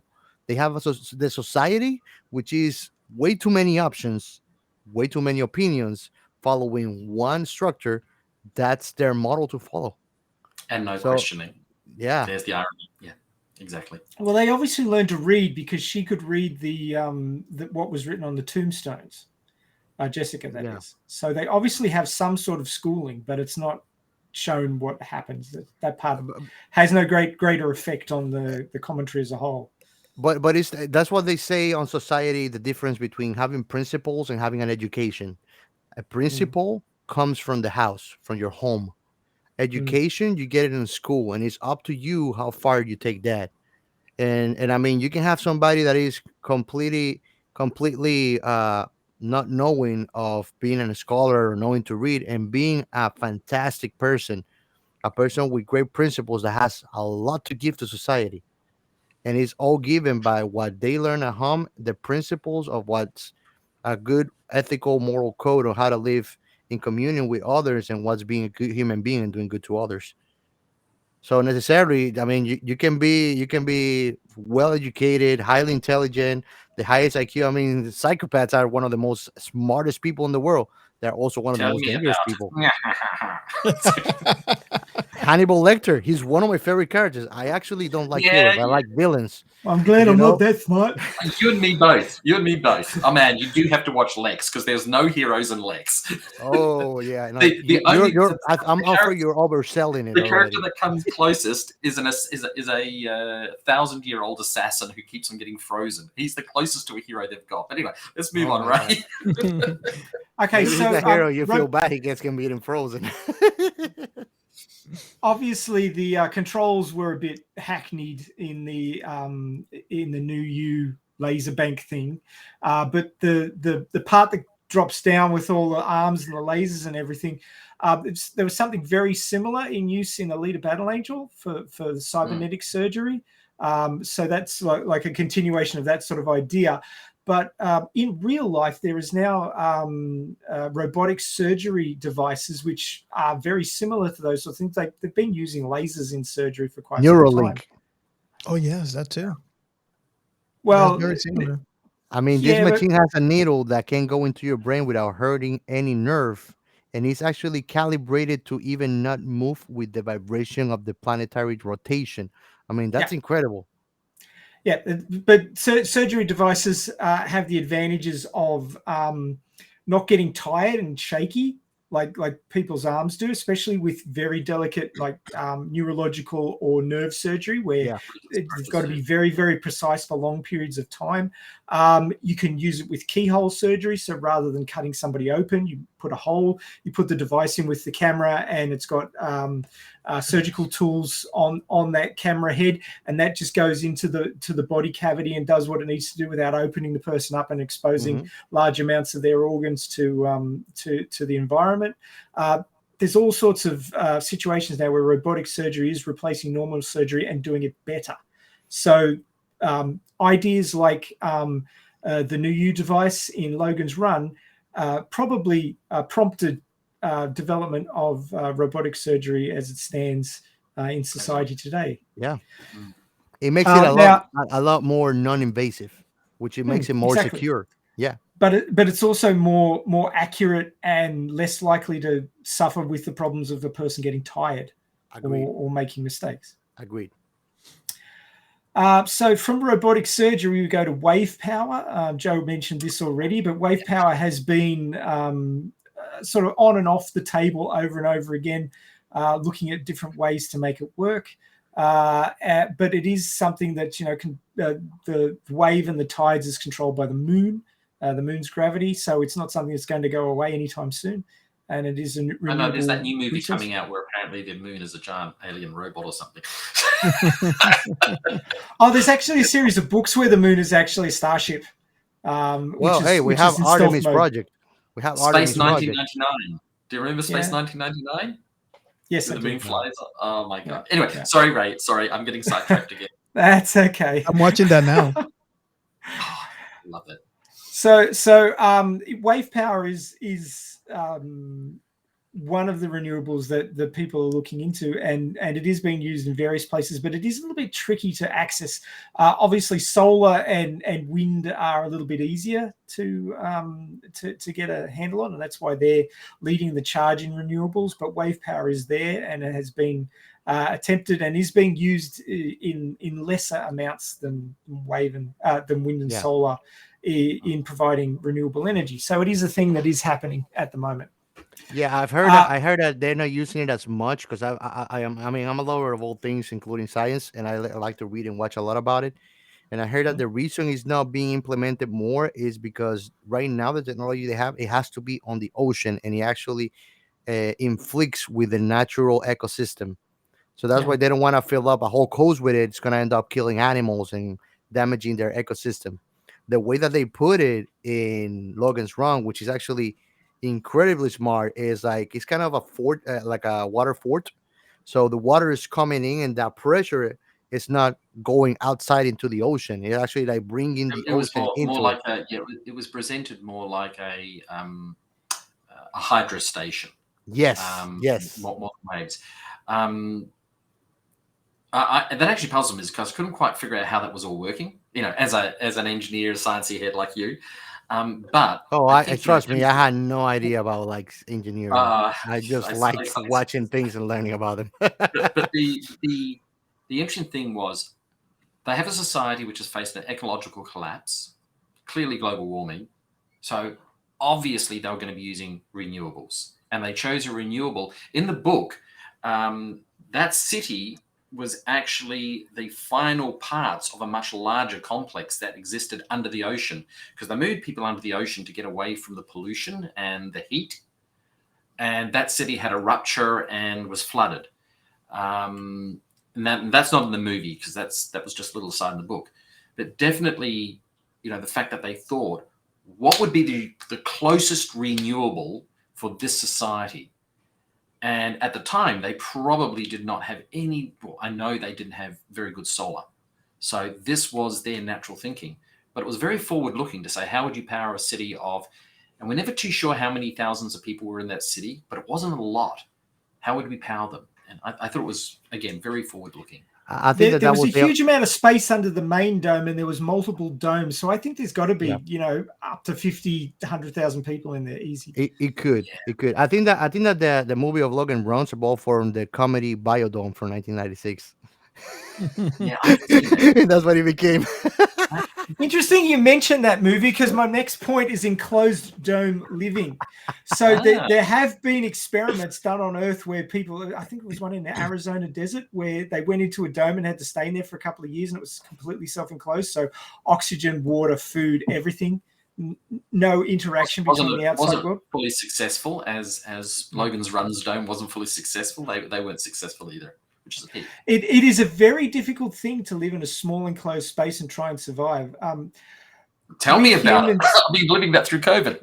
Yes, but we humans take our environment for granted, but there are limitations on it, and we're reaching those very shortly with the number of people there are on Earth.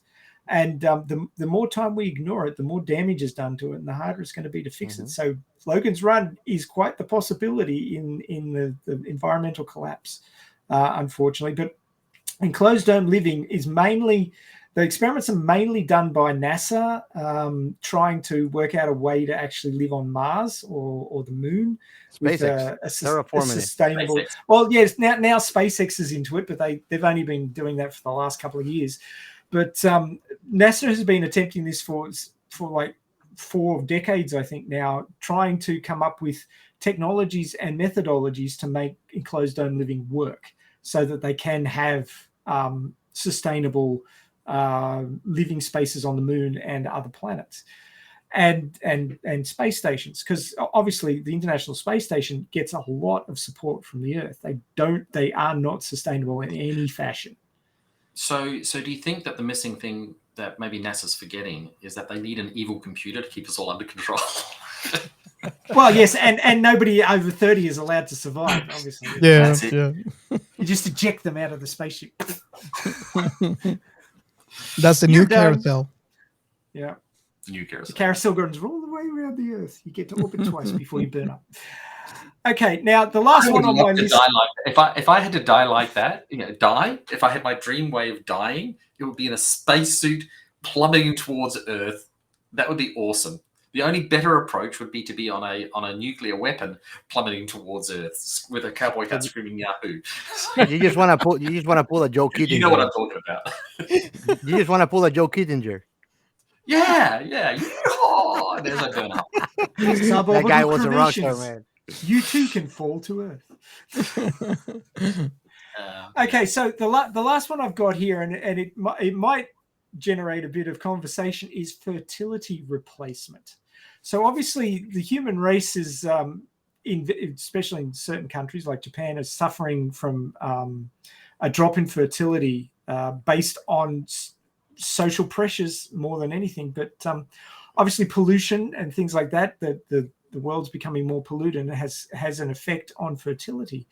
And obviously, in Logan's Run, they've replaced normal human procreation with cloning, and they were talking about seed mothers. So obviously, they're taking eggs from women, and maybe they're taking sperm from the men and combining them. So it wasn't specifically cloning, but taking, as I said before, eugenics, and taking the genes that they knew worked for the society and putting them together and creating a new Logan. So at the very beginning of the movie, Logan 5 is looking down upon the babies, and he thinks maybe that one's Logan 6 because it looks a bit like him, got the same hair color and so forth. But they don't actually know. And fertility replacement or fertility assistance, I've had experience in that in myself, that my wife and I needed some help to generate our son. It wasn't working naturally, so we got a bit of a hand there. And this society is using that technology back in 1976, and the development of assistant reproductive technologies has come a long way in that time. So it wasn't necessarily prophetic, but it was an example of where science fiction looks at these things, and these things have come along through society through the need of assistance in fertility. And fertility, it was in the movie, it was quite an outlier in that it was completely replacing normal fertility. And the last point that I wanted to bring up was that there was no mention of prophylactics or birth control. Obviously, nobody was being birthed normally because nobody knew anything about it. It destroyed the contraceptive industry. Were these people being artificially controlled with their fertility? Had their fertility been mixed so that they could just have lots of fun and not have to worry about the babies because nobody was getting pregnant? Maybe the life clock also was involved in controlling their fertility, like reducing it to zero. Or all the drugs they were taking, or the food that we never saw them eat. Yeah. Yes, all of that sort of stuff. But the thing is, you get to the end of the movie and they all walk out of that dome, and they're supposed to now move on and create a normal society. But are they all infertile? Yes. Are they all true? Yes. I That's just looked a at spoiler. It means that the Logan Runs reality, maybe they just went extinct after all. I actually, look, even when I saw the movie the first time, that's what I thought was going to happen to them. After a little bit of thinking, I said, they're all freaking doomed. At least Logan was a killer. He knew how to hunt, and he enjoyed it. None of them did. The only thing that I can think of is that they might not have been the only exception out there. That Omen might have been one of maybe a whole society that was completely circulated from them. Because I mean, they know it's not good to be close by. They're gonna kill us because we are actually the extermination of that reality. So it doesn't deprive. It gives if this old man had a mother and a father when this reality was ongoing, because it doesn't look like this system has been on just for 20, 50 years. It looks like he's been going on for centuries. Yeah. So it doesn't deprive the reality that there might be thousands or hundreds, even though it's a small percentage of humanity that still thrives out there in the Or he world. could be the last survivor of a tribe that was surviving outside the dome. But there might be other tribes. The other thing, coming back, Ray, to, because we're looking at the technology, fertility treatment, the way that it was described in the movie, was not actually developed until much, much later. It was actually pioneered in Australia. And so, you say it's not prophetic, but actually it was. It was incredibly prophetic.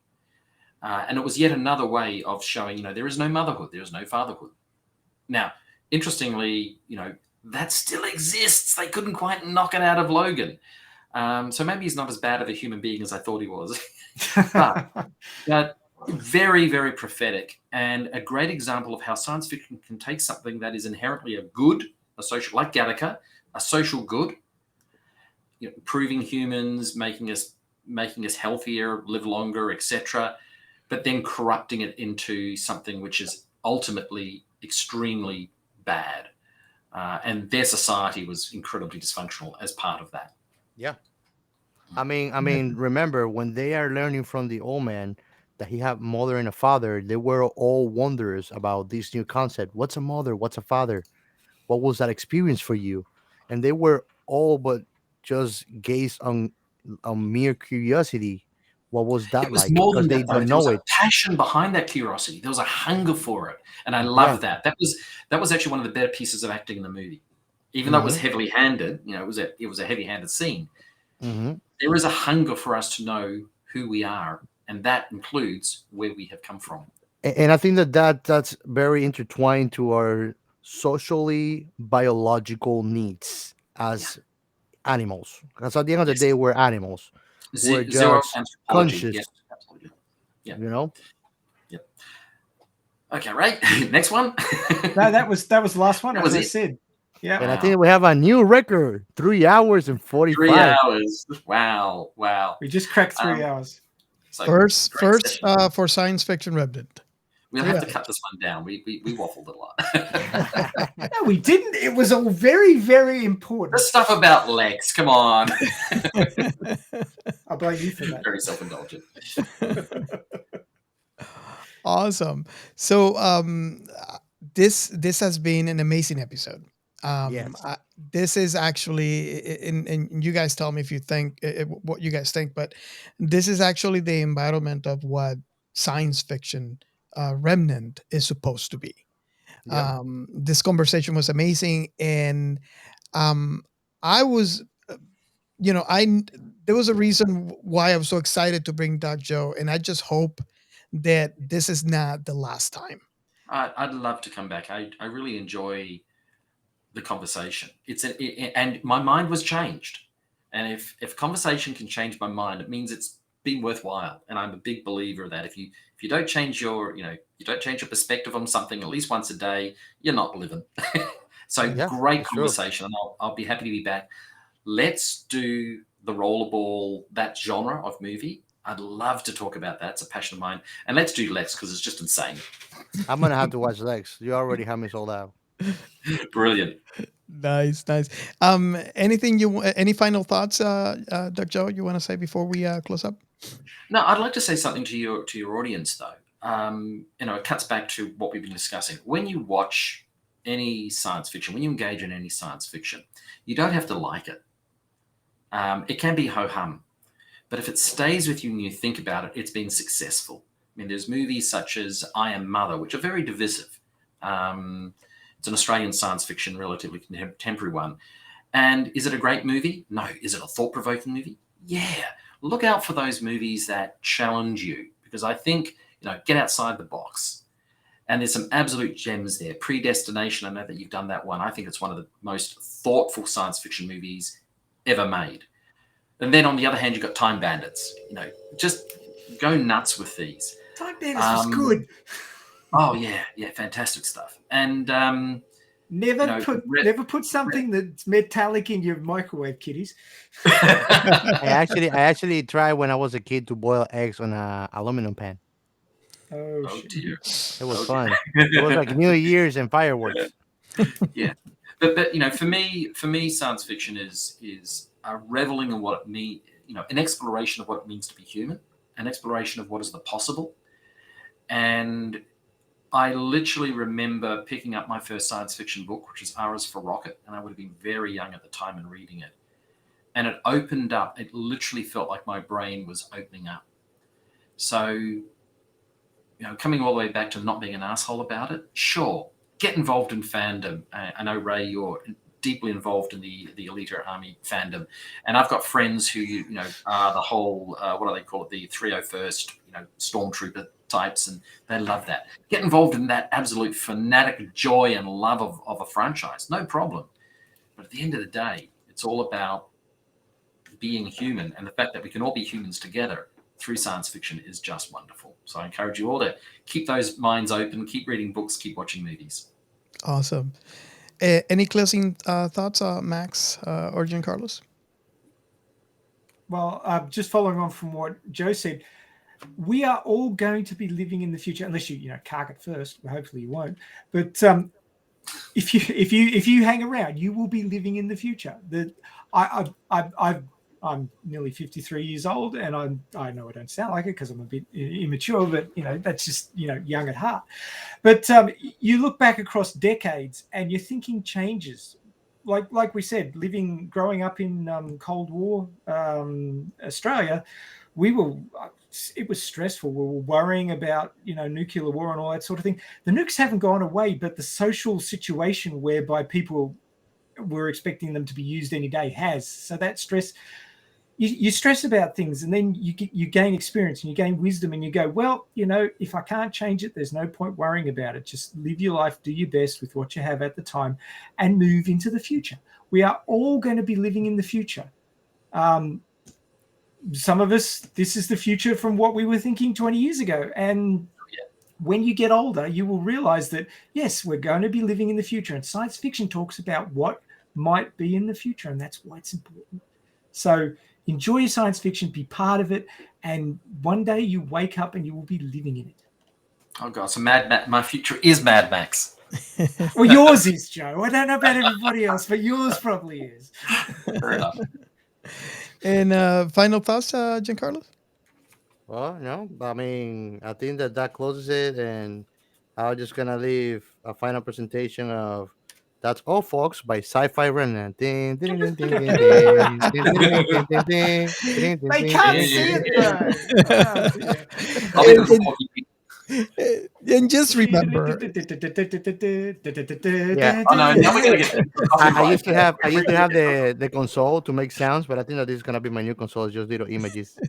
I like it. and I just want to point out to the listeners, let's join the conversation. Let's all follow the hashtag This Is Sci-Fi, and let's join in. Let's talk about Logan's Run. And don't Tell, forget, Max striptease today. Oh, God. Wow. I just took a hoodie off, man. You're getting too excited there. Yeah, but if you put a sound like when you do that, it's done, man. It's like Where can I put it's the like poll? I already need to having install ideas a of. poll. I'm getting ideas of Lex by just poll. looking at you. Actually, yes, you are getting ideas of Lex. Yes. You are in the right. You are in the right postcode. Put it that way. Awesome. So just follow us on Twitter. Follow us. We have Discord channel. It is not as big as we want it to be, but the whole idea is for us to discuss all science fiction topics. Until next time, see you later. Thank you very much.